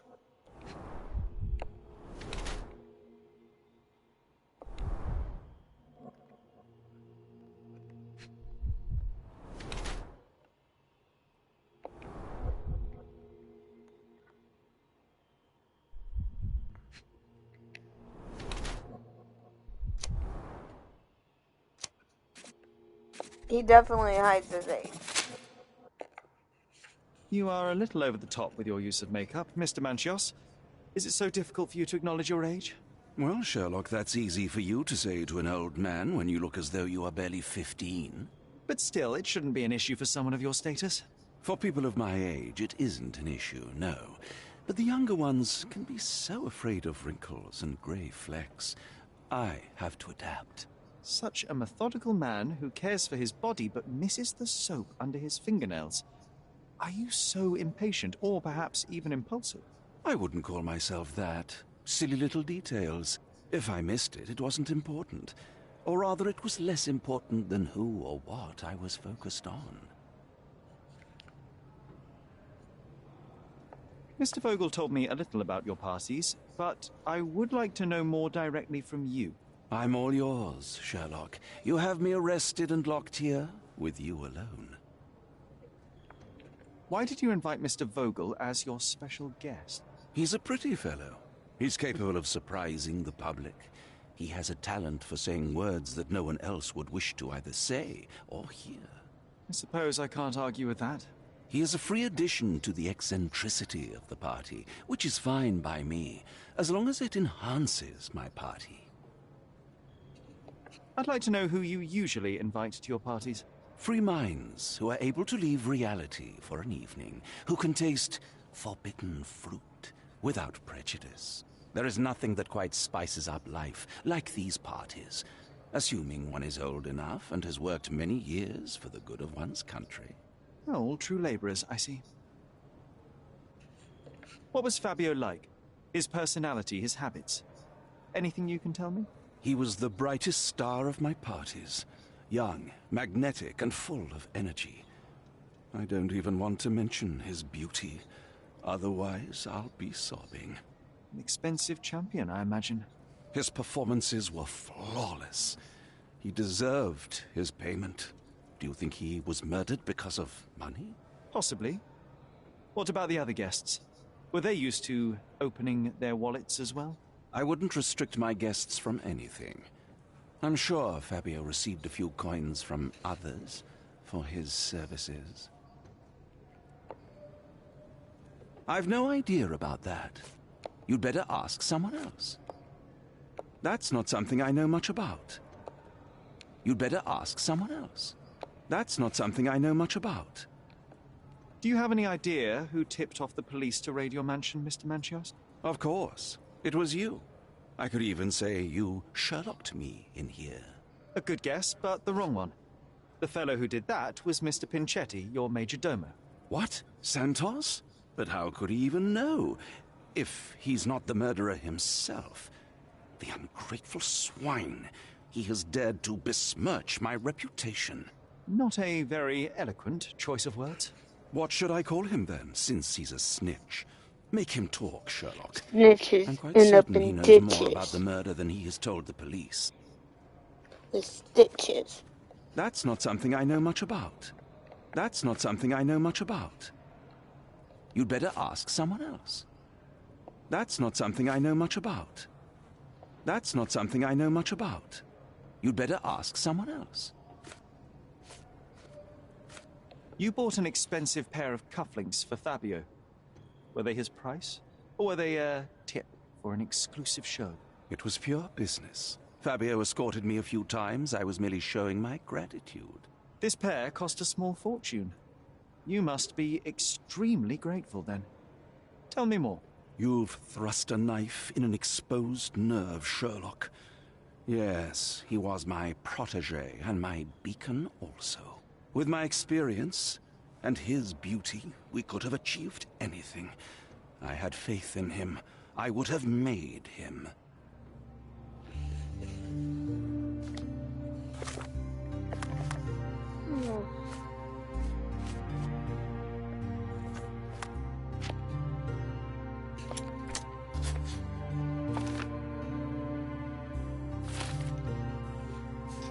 I doubt that's what it was.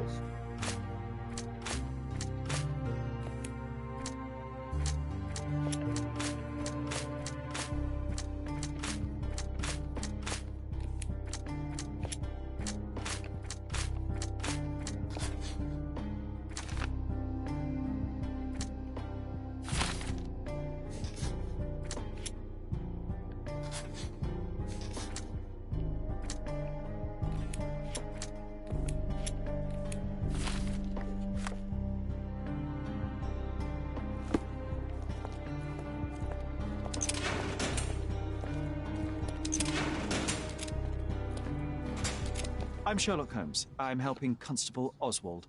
You are Matista, Fabio's friend. This body, yes, it's Matista. But it's a mere shell that will die someday. Just like Fabio. Please accept my condolences for your friend. Thank you. I'm just here to ask questions and find Fabio's murderer. It will not bring Fabio back.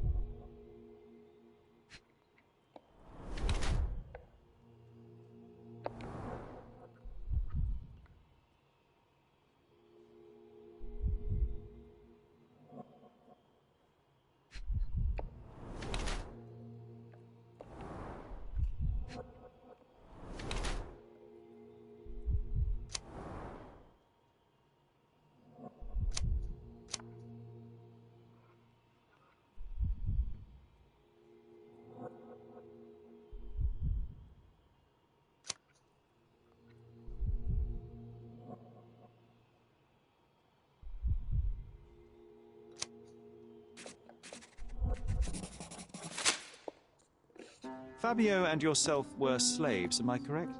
You have a similar branding on your body. Yes. It was a long time ago. Couldn't help but also notice fresh cuts upon your forearms. The cuts helped me to forget my past, to cover the old wounds and hide them. How did you escape? Something happened. One night the master fell down the stairs. I made him fall, and he died. We ran away that day. We managed to get on a ship and traveled here, to Gordona. Fabio and I started a new life here. It was very hard at first, but it became better with time. Until today. The bruises on your neck are not for her. self-inflicted. Someone else made them. Some guests can't contain themselves. They even bite, sometimes.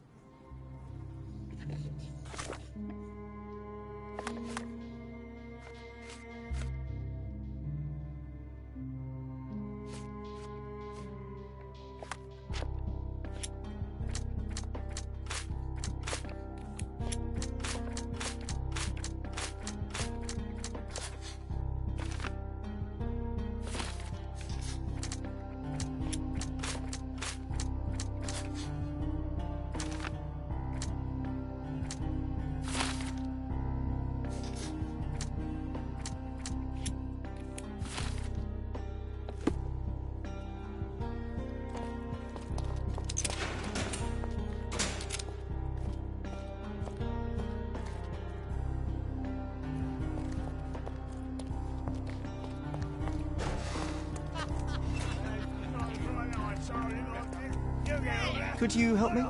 I can't help you with that, sir.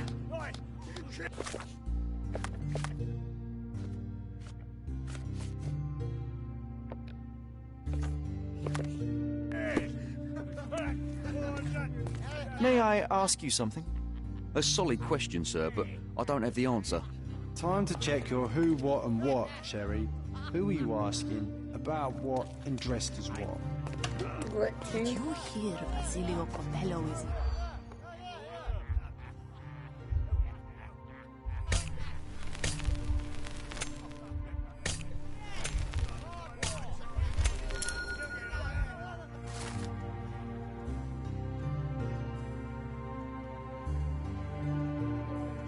In the police. Let's pretend Oh, to be I cops, heard eh? We something could just else. stand around and look confused. Evidence. Here we go. Good night. Your ticket, please, if you want me to help you. I'd like to check the evidence from this case. And who are you? Oswald sent me. I'm a consulting detective. His partner, then? Let me see. Ah, a ritual murder. What a bunch of degenerates. Wait a second. I'll bring it to the table.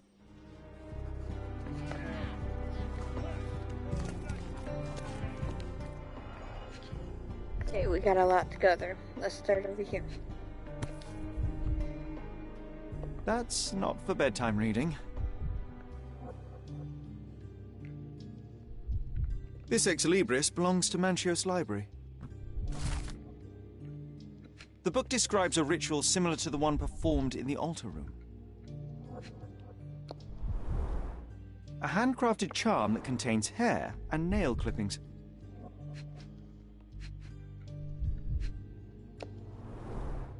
All the keys of the mansion on one golden ring. It's a miracle this ruby hasn't tempted anyone. A heavily perfumed handkerchief with the initials KM in the corner.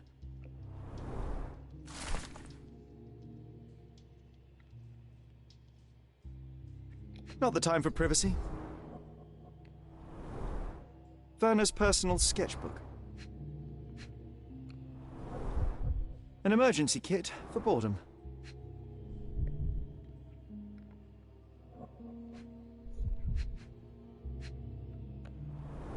There we go. Her key to the altar room. Thank you, officer.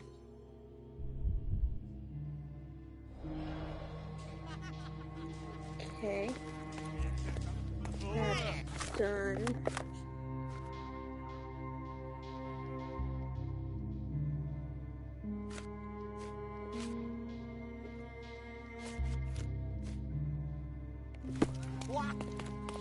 Let's go back to here.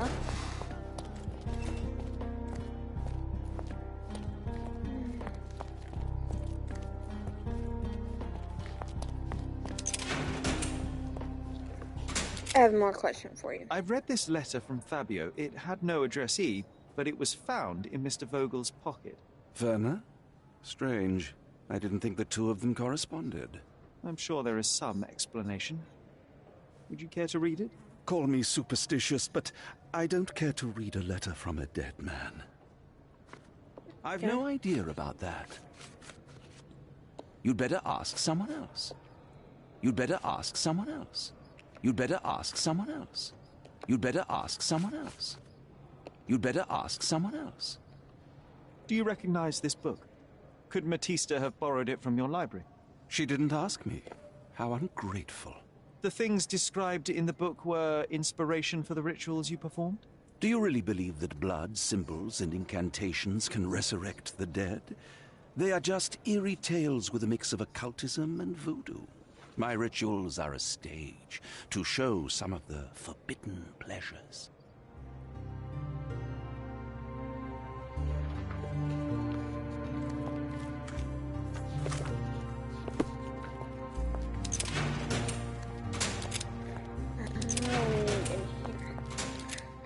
Let's continue our chat a little later. Let's start down. I've nothing to say. I don't know what to say. I've nothing to say. I've nothing to say. I've nothing to add. I don't know what to say. I don't know what to say. I've nothing to say. I don't know what to say. I don't know what to say. I don't know what to say. I've nothing to say. I've nothing to I'm just covering all my bases, okay? I've nothing to say. I've nothing to say. I've nothing to say. I've nothing to say. This book, The Power of Love, Blood, and Mandrake, what do you hope to achieve? To learn more about the invisible strengths that govern us. Occultism is real.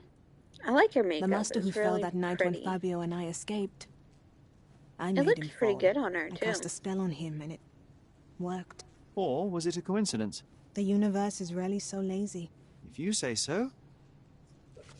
This is the letter the police found in Mr. Vogel's pocket. Fabio wrote it. Do you know anything about it? I don't. Although I can feel Fabio's energy. It's there, but it refuses to let me analyze it. Do you practice occult rituals? For protection? For fortune? To wash away the ugliness of the world? Sometimes to survive. I have the gift, and I'm learning to use it better. Did you use your gift on Fabio? I only used white magic. Love charms lately. Fabio became so distant.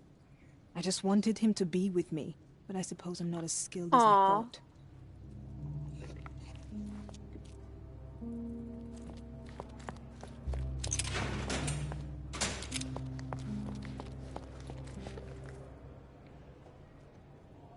I'm not supposed to know anything about this.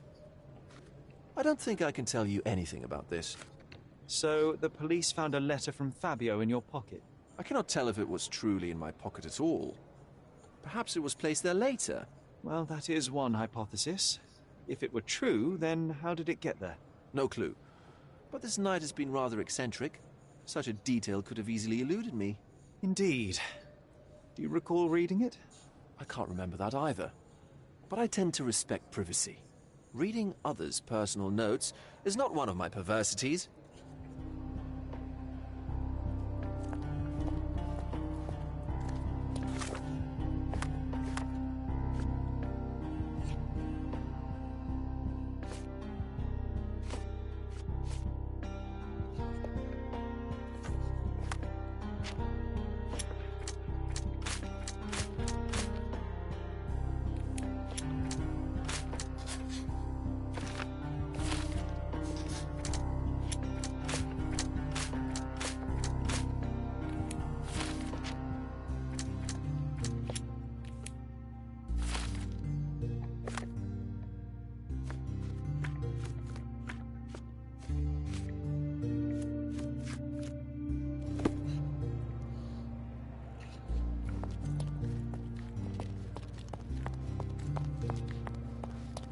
wonder if I can leave.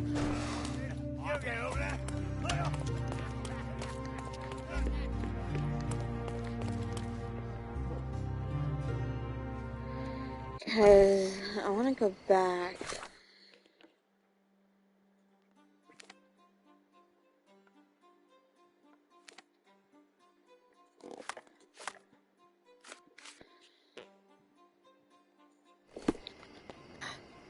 Okay, so yeah, I didn't read it all the way through. I needed to go to the archive.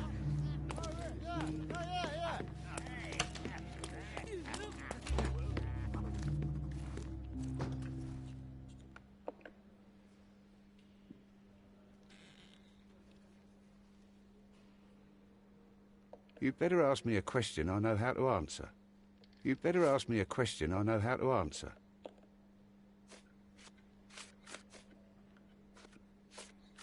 Have you considered Mr. Santos Pinchetti as a suspect? The snitch? Have you seen him? I mean, my breath could knock him down. What's so special about him? As a major domo, he has keys that open all the rooms, including the one to the crime scene. Could have testified only to circumvent suspicion, don't you think? We need to question him. Right. I'll send our men to fetch him. Stay here. They brought him in, Mr. Holmes. Here's the key to interrogation room number 7. Mr. Pinchetti didn't even resist, our men said. Thank you.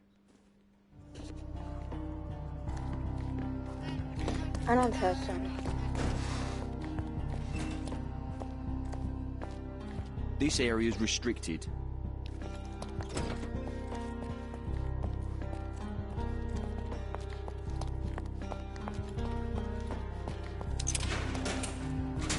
Mr. Pinchetti, a pleasure to meet you. I'm Sherlock Holmes. I'm helping Constable Oswald. I've already told him everything I know. I'm only a witness, sir. Everything's in my report. And I've read it. You forgot to mention that you hold the keys to the room where Fabio was found. I need only to find if the crime was intentional. But I need to return to my duties. I doubt the house will fall without you, Mr. Pinchetti. Just be still for a few seconds.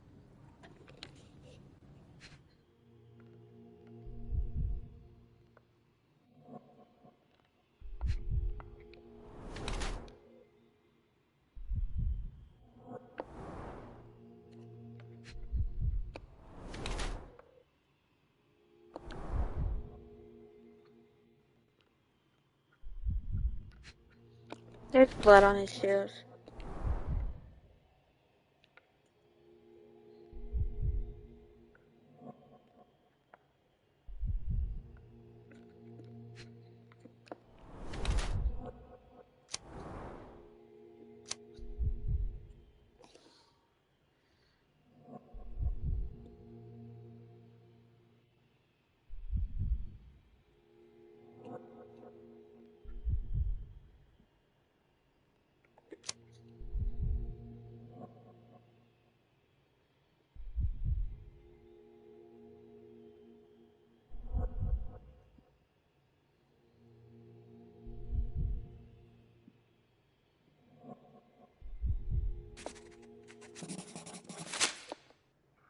You are the major domo of a rich mansion, and you seem barely able to afford decent clothing.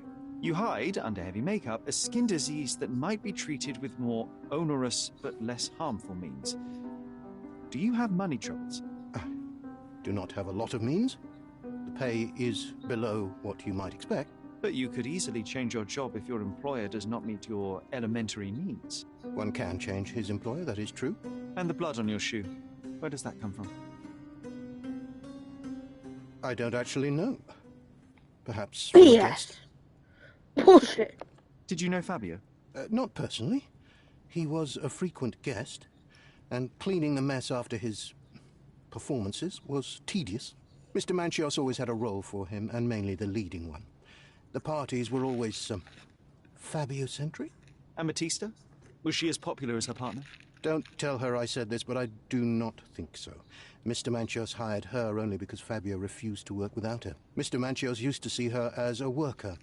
She was tasked with entertaining the guests, unlike Fabio, who could pick and choose.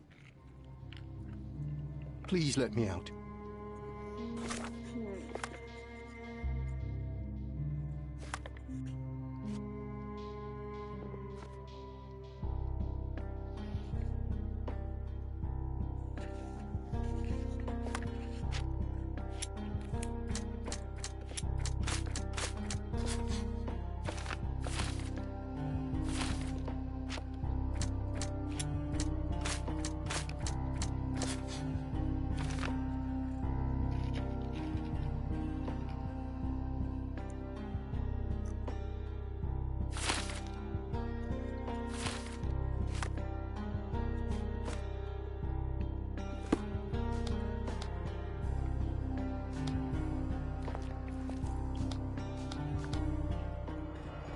I still think he did it.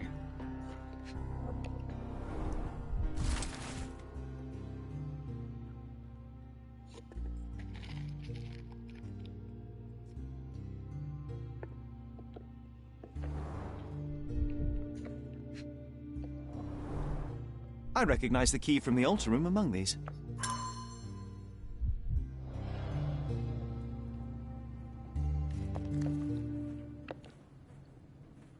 Mr. Manchios says that you begged him to be included in the heritage. Isn't that a little extreme, even for a major domo? He's not only my employer, he's my uncle. And I'm his next of kin. The only one. Mr. Manchios flatly refuses to pay a family member. All I have to do is repay his so-called love, cleaning up the filth after perverts and decadents. He's imprisoned me. The best I can hope for is a new broom. That's why I wanted to have my part of the inheritance. Is it that bad? You have a roof above your head, a salary, and the status of a major domo. For God's sake. I'm forced to dye and stitch my threadbare clothes, and the holes in my shoes are painful. I'm ashamed every time a guest looks at me closely. Why do you think your uncle treats you this way? My mother, my uncle's sister, had me illegitimately. She died, and I was given the surname of one of the maids. But you are entitled to some of the money that belongs to your family. He thinks not. I was not responsible for my mother's death. I work hard, and he pays me nothing. I feed on the leftovers. While he wastes our estate's property on decadent parties, he paid Fabio handsomely and showered him with expensive gifts for their disgusting relationship.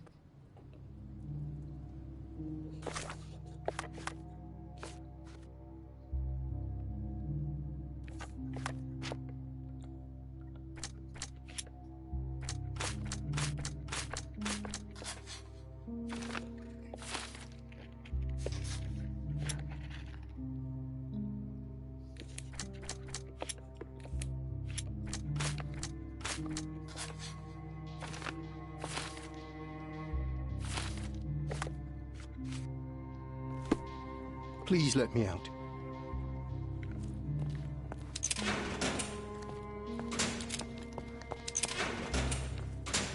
I appreciate your I cooperation, hit the wrong Mr. button. Manchios. Wait just a moment, I have something to check.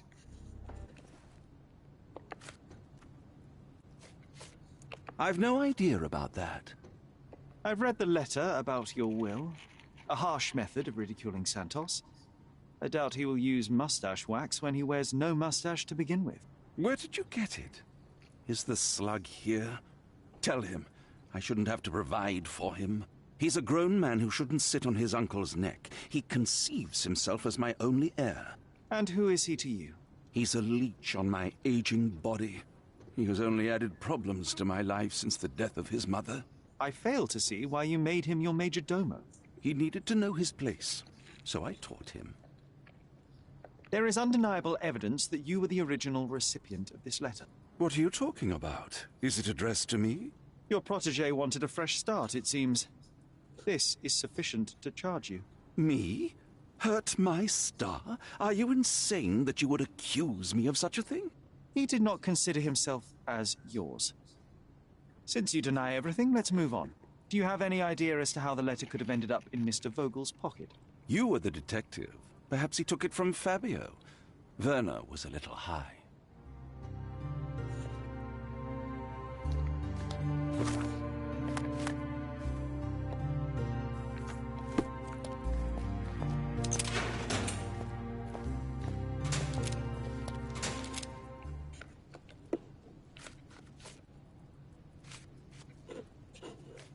I don't know what to say. I don't know what to say. Could Fabio have written this letter to Kurt Manchios? Oh. That could be. I never thought Mr. Manchios could make Fabio that angry, though. What do you mean? Well, Fabio wanted to disassociate from Mr. Manchios. Clients who are in love are both a blessing and a curse. But Fabio was here tonight. Money. In our line of work, we can't afford to turn down clients who pay as well as Kurt Manchios. Was Fabio afraid of Mr. Manchios? Not at all. The old toad wouldn't dare to do more than sweet talk and touching. Talk can be forgotten, and touching washed away.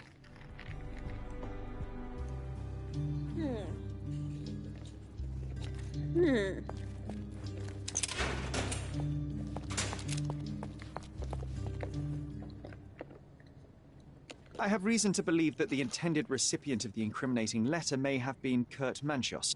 Well, that makes sense. Too bad I can't remember how I came to possess it. Though I did spend quite some time with Mr. Manchios during the party. Unfortunately, even with an answer, that may still not be enough to clear you with the police. But fear not, I will persevere. I hope your attempt to put things straight will make up for... You being on a bender? Touché.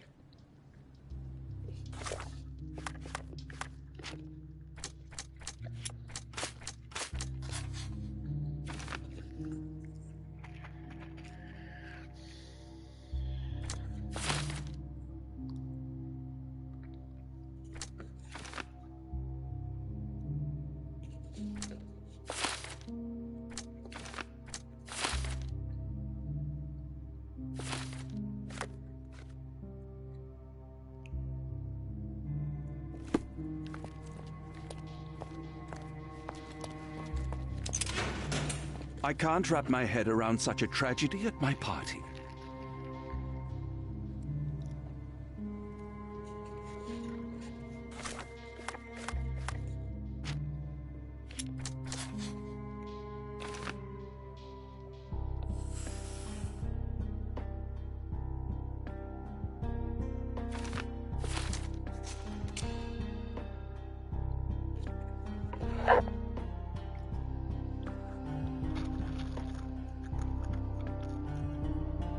This one is really good.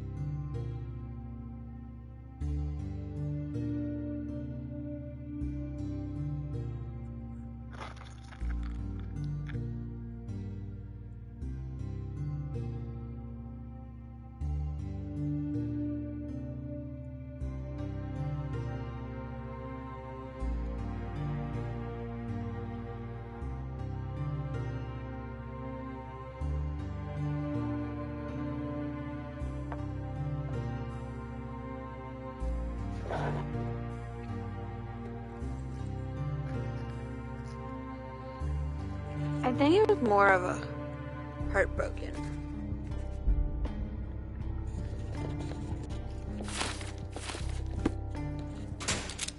The murder of Fabio did not have a ritual purpose, Mr. Manchios. It was staged by a man who wished to distract the investigation.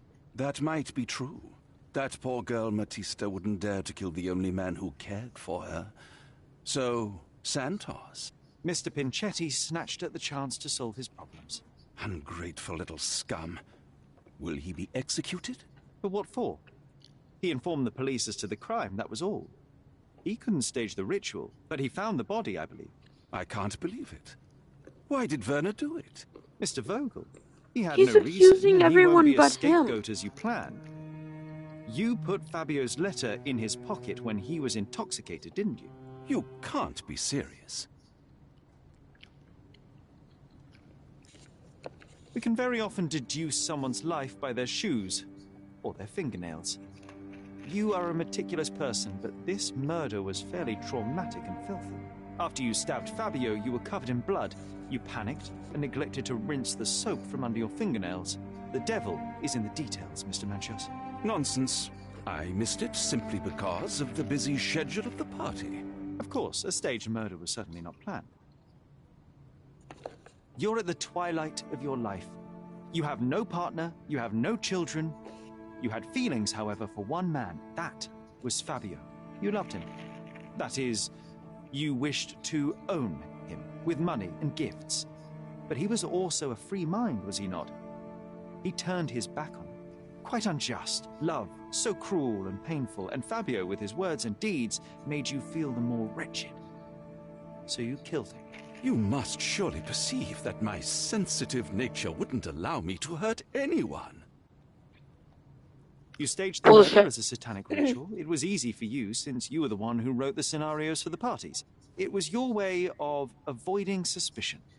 A respectable man in his 60s, early 60s, who hosts the cream of Cordona's society, cannot possibly be a murderer. But the guests who behave like animals in his mansion, of course, one of them could have killed Fabio. I did oversee a few of the rituals, but I did not stage Fabio's death. Fabio played with your feelings. That was painful to realize. You spent so much time and effort to be with Fabio, but he didn't respond in the way that you would have liked. You wanted to be loved, but Fabio shattered your dreams. In the smoking lounge, he teased and mocked you. He wanted you to suffer by offering himself to others. The deception was unbearable. You were passionate, and so you struck him. Once you understood your mistake, it was too late. You were afraid, so you staged the ritual. With such a story, you might be sentenced to a few years. It might clean your conscience, and soon the case will be forgotten. No. No. This is my decision. I'll talk to Constable Oswald to see what I can do. I'm sorry, I feel like he did do it.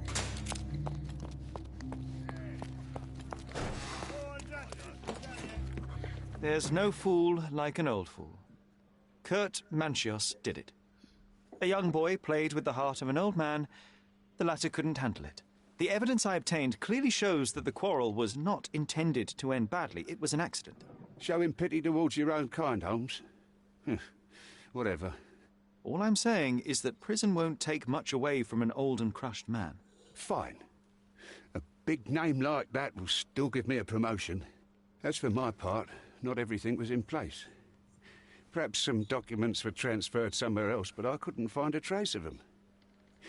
Then I remembered. The discarded document drawers where we put the lost papers or the badly labelled ones. Including the crime scene report of Violet Holmes's case. Everything I've found is on the desk here. Take it. Your persistence has saved me. Yeah, well, we had a deal after all. Your friend is free then. You can leave. Good luck, Constable.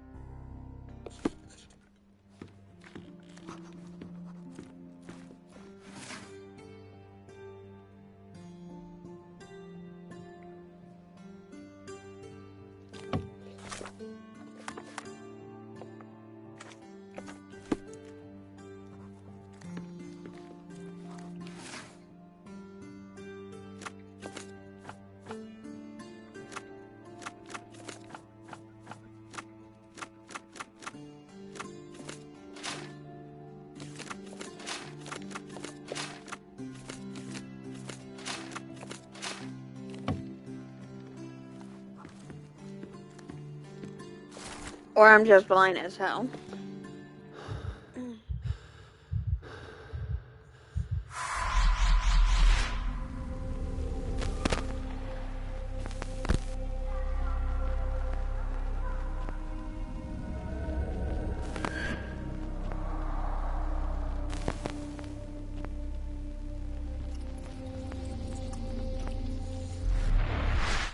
The garden. There's a garden behind our manor. How could I forget? That's where it all happened, where it all went wrong. Sherry, it looks like you've almost found what you wanted. Oh, you did it, Sherlock! The case is closed and all rewards belong to the winner. Bravo! It is merely the triumph of the truth. Is it? No compromises? No lies? You're happy with your decisions? Whatever the truth, it had to be revealed. The victim deserved it. Well, you seem confident in the value of your actions. I guess since I'm free, you were heard after all. By the way, did you get that precious information about your mother? Oh, not that you must. Yes, I did. Forgive my intrusion in such a personal matter. I simply worry I'm failing to be of much help to you. Actually, you were. For some reason, all the archives on the case had disappeared. This was a rare opportunity to obtain the impossible. Outrageous. Perhaps someone found the truth unpleasant.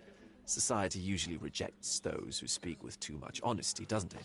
I feel like comfortable he's like lie a is secret often agent preferred trying to help us. an uncomfortable truth. Still, I believe that the latter should prevail, and I cannot remain silent. That's quixotism at its best. Your mere truth cannot defeat institutions, systems, and power.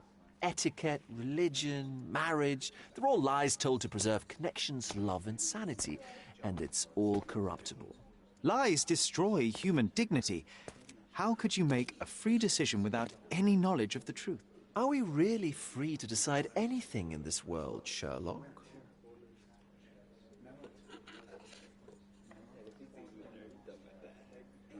I take your point. There are some limits on us all, some compromises we must make. Despite my best efforts, we cannot remain entirely objective. I didn't want to sadden you, Sherlock, only to make you think beyond your boundaries.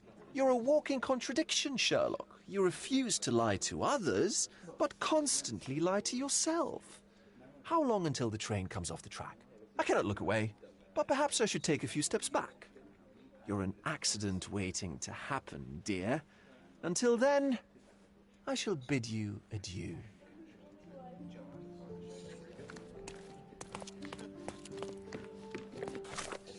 You don't take this outfit off. Thank God.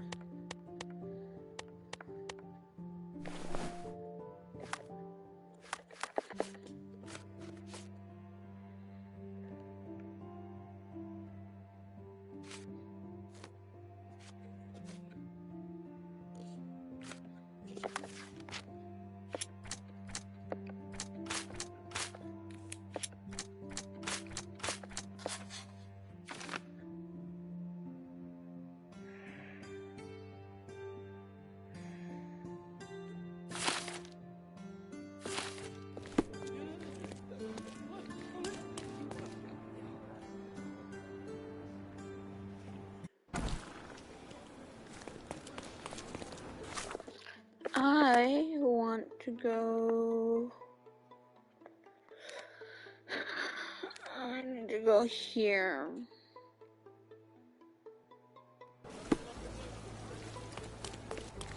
Treasure maps from the governor. Find 8. Yep.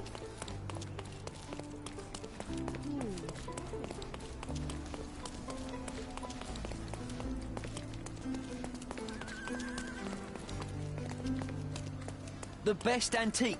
My goods will brighten up your house.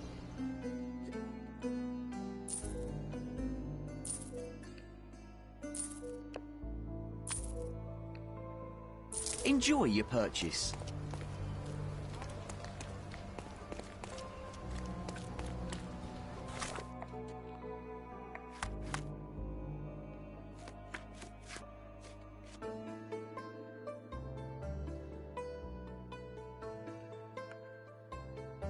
Yeah, we are going to.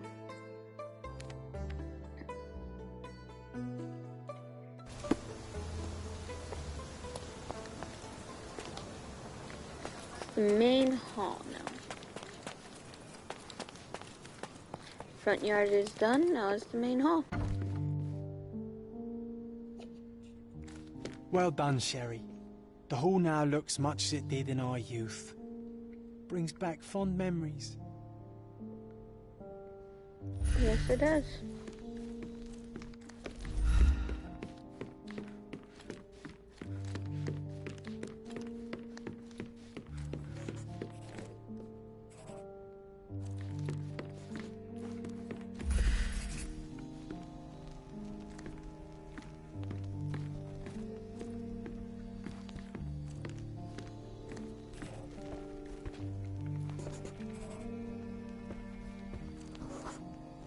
We used to take a shortcut down the banisters, much to everyone's annoyance.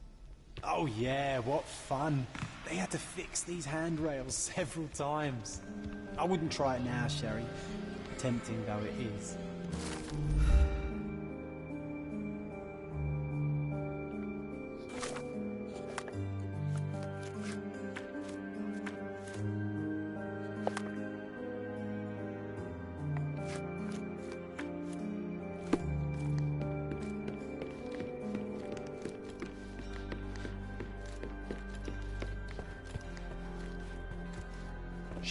Sherry, please listen to me. Sherry. John, I always listen to you. You don't have to do this. You don't have to go through. I don't know what is beyond this door, but I can feel it. Buzzing, angry, like a fly at the window. I know. I can sense it too. You locked away this memory for a reason. There is only pain here. Pain? And truth. You do not need to suffer either. There is so much more we can do on Cordona, so many others we can help. There is no coming back from this. See, I think John will disappear.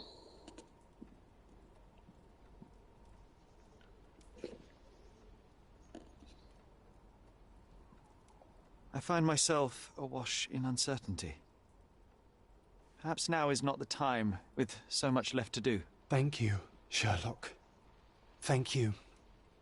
Some doors can remain closed. Cordona still calls for us, yes. And we will answer. But know this, John. One way or another, we will find ourselves back in front of this door, unable to avoid the truth any longer. You don't have to do this. You don't have to go through. There is no coming back from this. I find myself awash in uncertainty. Perhaps now is not the time, with so much left to do. Thank you, Sherlock. Thank you. Some doors can remain closed. Cordona still calls for us, yes. And we will answer. But know this, John. One way or another, we will find ourselves back in front of this door, unable to avoid the truth any longer. You don't have to do this. You don't have to go through. John, my anima, my brother, there is nothing more important in this moment than this truth. I know you fear for me, but my path was set long ago. I can no more step off it than I can ask the avalanche to roll back uphill. Just...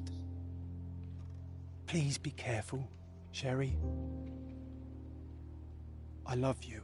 Quite. Come on. We'll go together.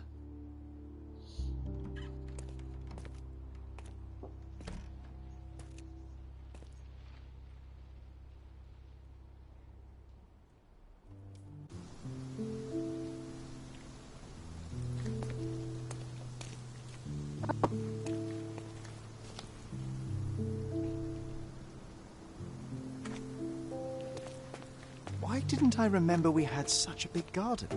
Maybe you forgot it for your own good.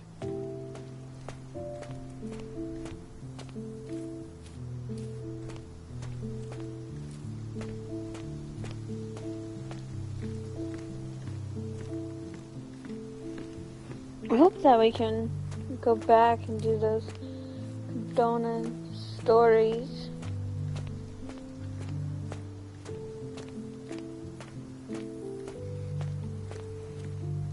Is that the raft we made together, John? Looks more like a pile of rotten planks now.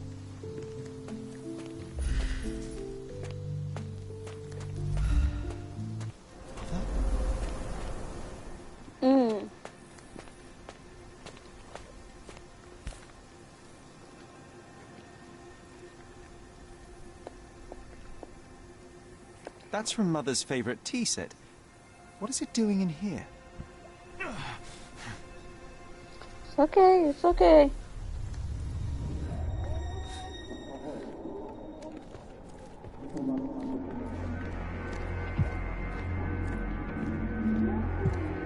Come here, Sherry. Hurry!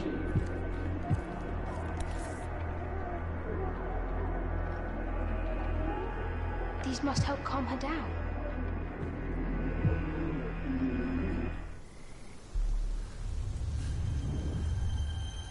What are you thinking about?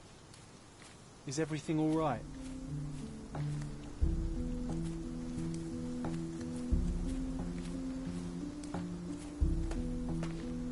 What are you thinking?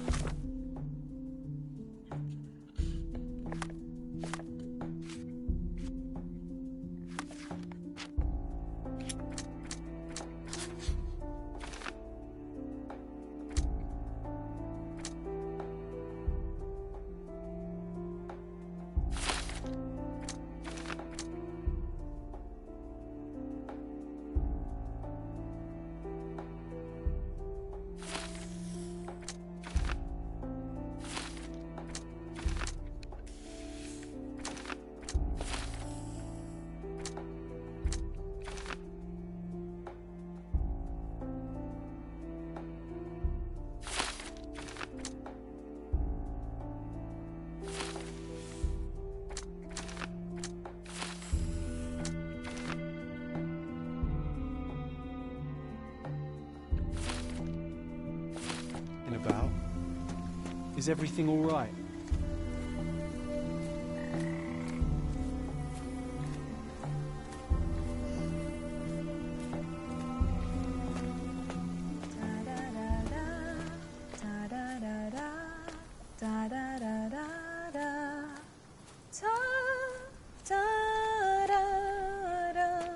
Don't go, Mother, wait!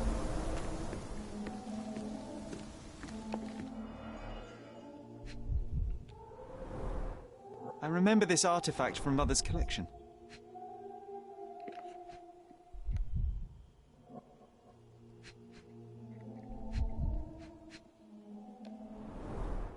Mother's work journal. I liked poring over the detailed pages and reading about my parents' collection.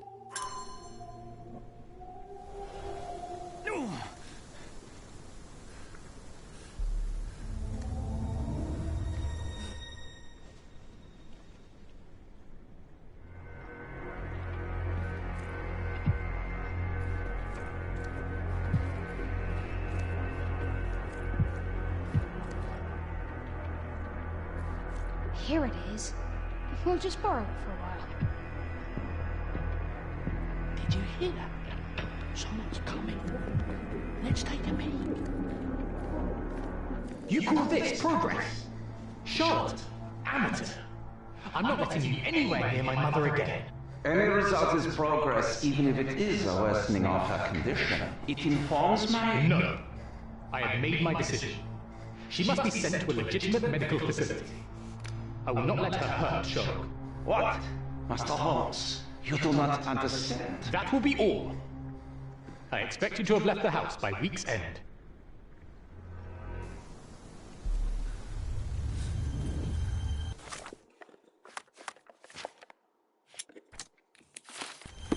Sherry, say something. Can you hear me? You're scaring me. I'm waiting for you.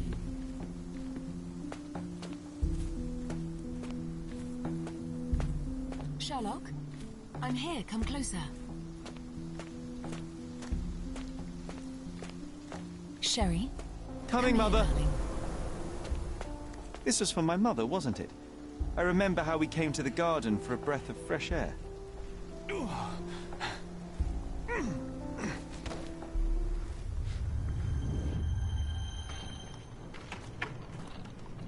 Take me to my flowers, Sherry. They must already be in bloom. As you wish, Mum.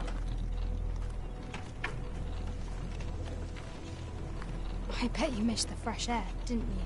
Terribly. The sun is far brighter than I remember. But I like it. We can walk each day from now on, if you want. That would be wonderful.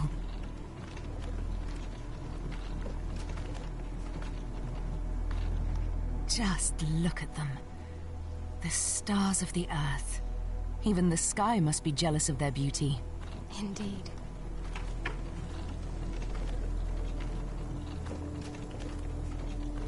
Mother, would you like to go around the water?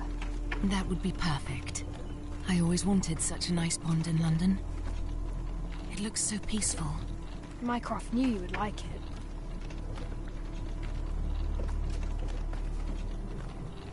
We should put some fish in it, don't you think? How about some carp? That's a nice idea.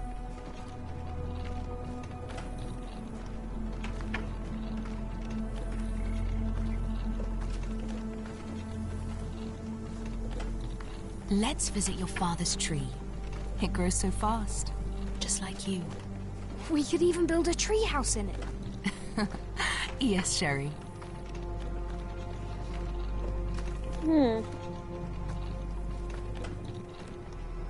Speaking of your father, could you call him out, please? Mom! I'm sorry. He passed away. He's gone. No, he's not. I'm telling the truth. Did you forget again? No! Don't you dare say such things! You are a liar like all the others! Mother! Don't call me that! You aren't fooling me! No! Mum, it hurts! My son would never lie! Mum, stop! Who are you? Reveal yourself! Please, stop! It's me, Sherlock! You are not my Sherry! Give me my son, I can't stop you!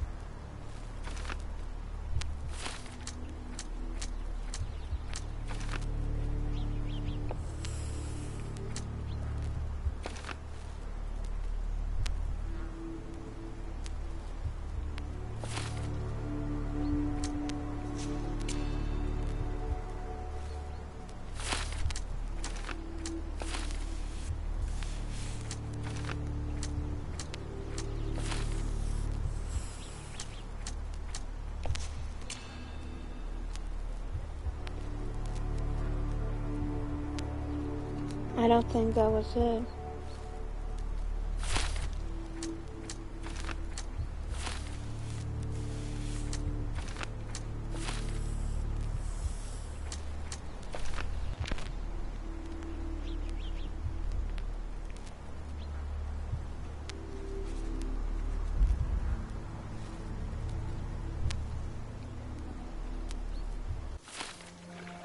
Sherlock.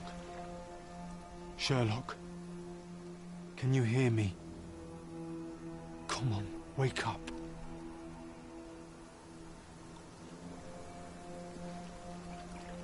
Get off me.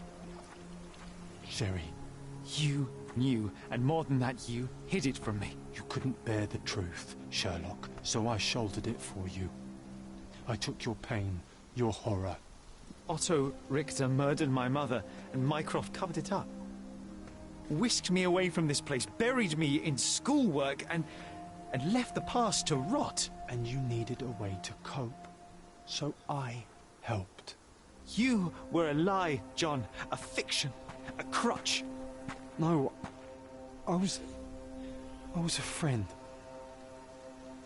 Sherlock, please. Sherlock? What? Are you okay? I don't know. I told you not to come, Sherlock. Where is he? Who? Your friend, John. He's beside you. Was all this worth it? Is he worth it? Why is he here? I think, in his own way, he was trying to protect me. The truth I couldn't bear. But now I must face it.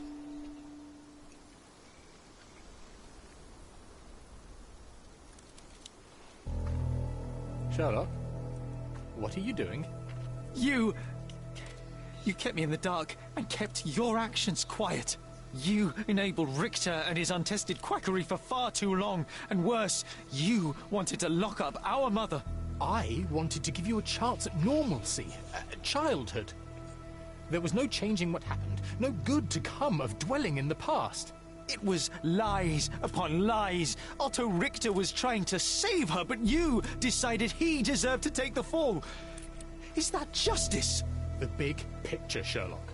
The big picture. Perhaps Richter was not responsible for her fit of rage, but his treatment led inexorably to that moment. You were so fragile. I could not... I just couldn't. I chose us over him. You know, for once I believe you. Perhaps now that the truth is out, I can actually do what you had hoped. Leave it all in the past. Good. You have your whole life ahead of you, Sherlock. It is time you got on with it.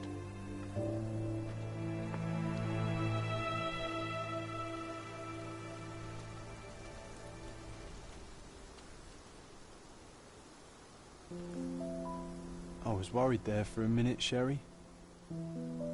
Really worried. I didn't want to hurt you.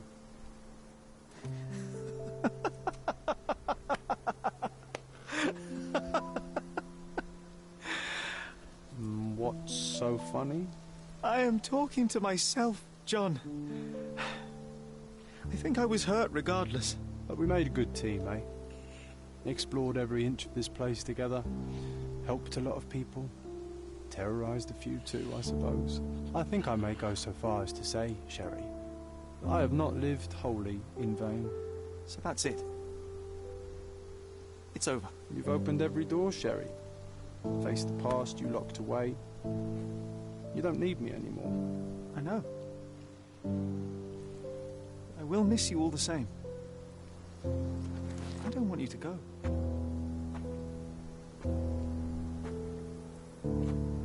Yes, you do. Goodbye, John.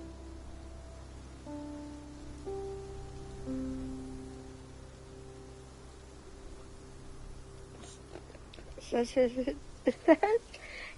sad moment.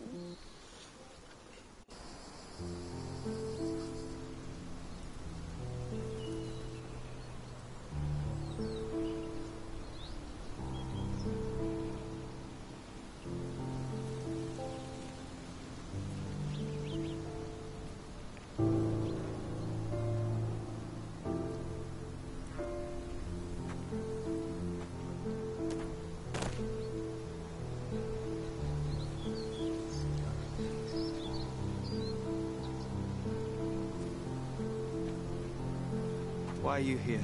Closure, I suppose. And to help a friend. You and I are not friends.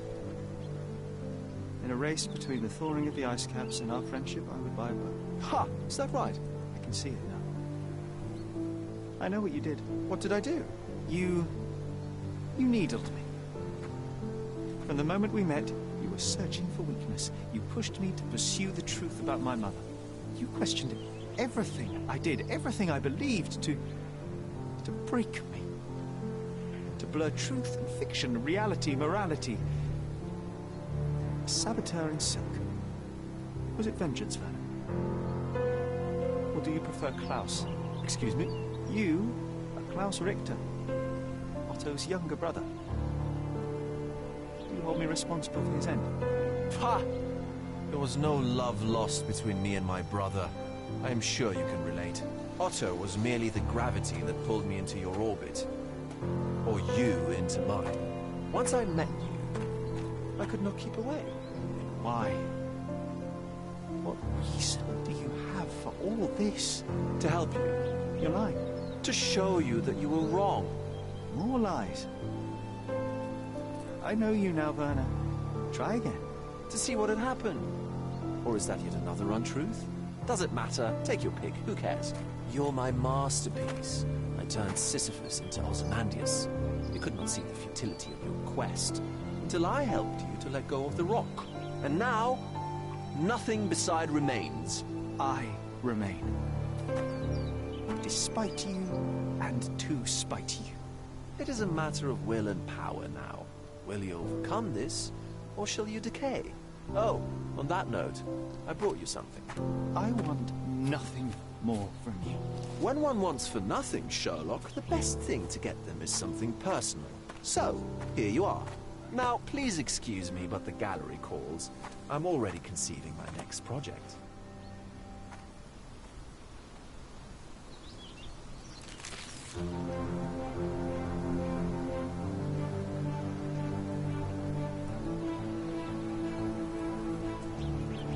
You really are beautiful.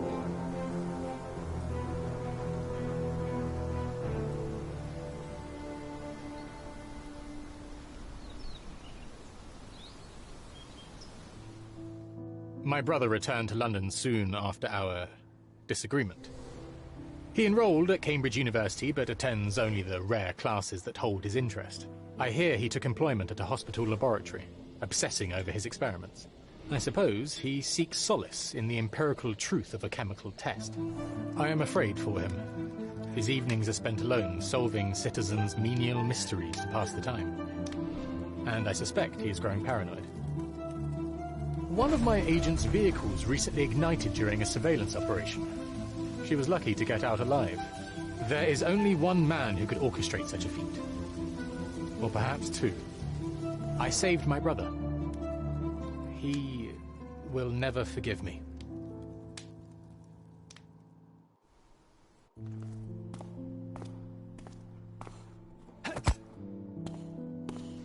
Wait.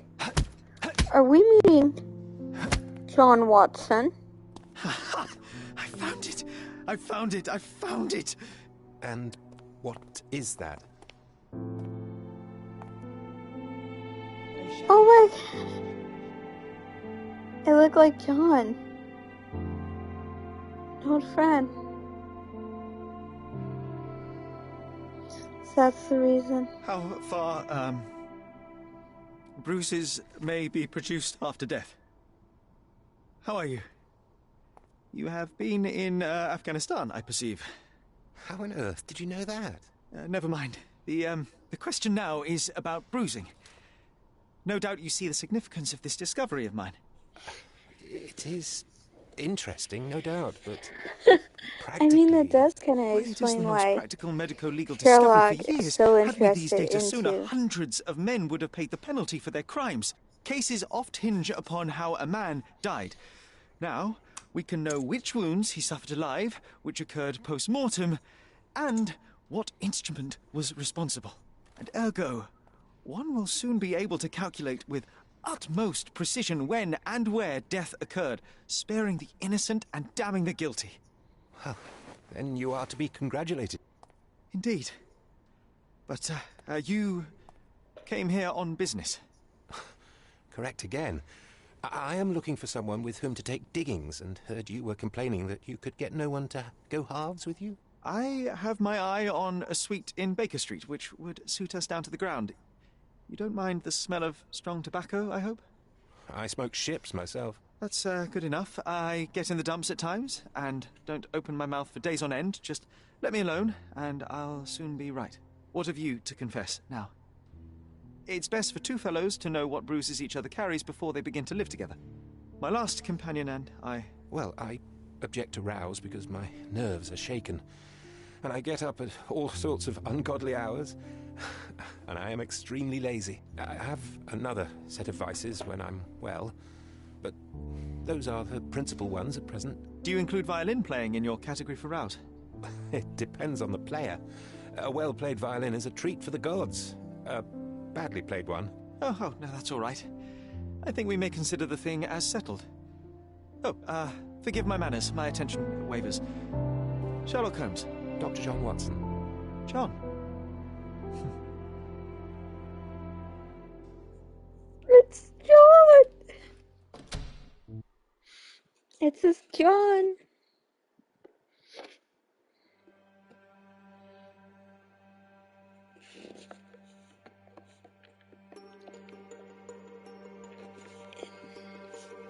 It is his John. I can't believe it. I know I didn't get the whole house completely.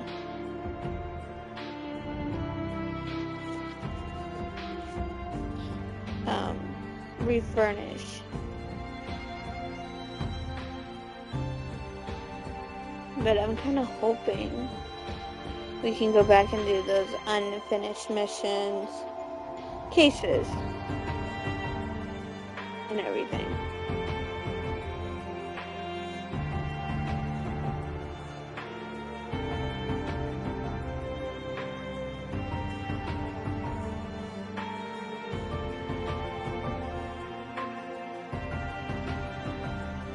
This was such a good game.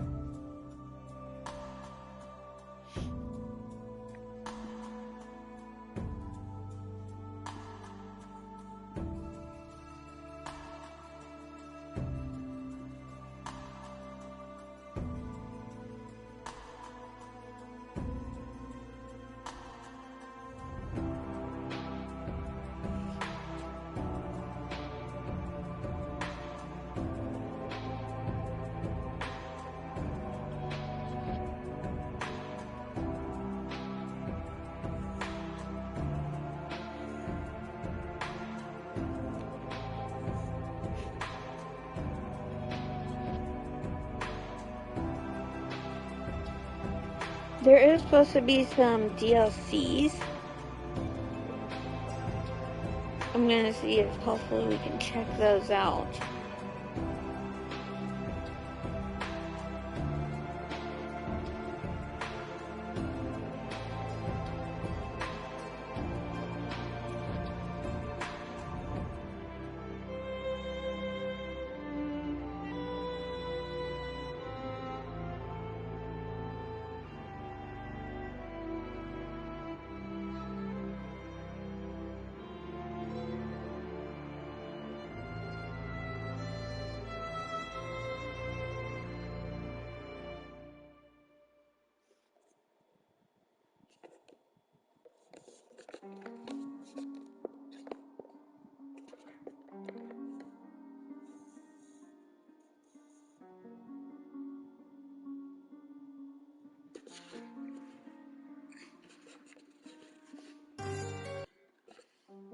There we go. Okay, let's continue.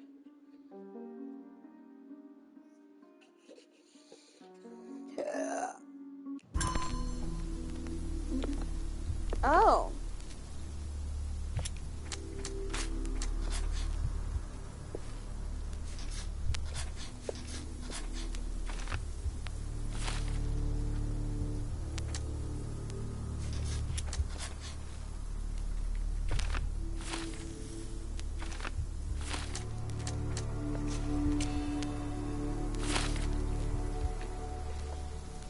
So we couldn't go back.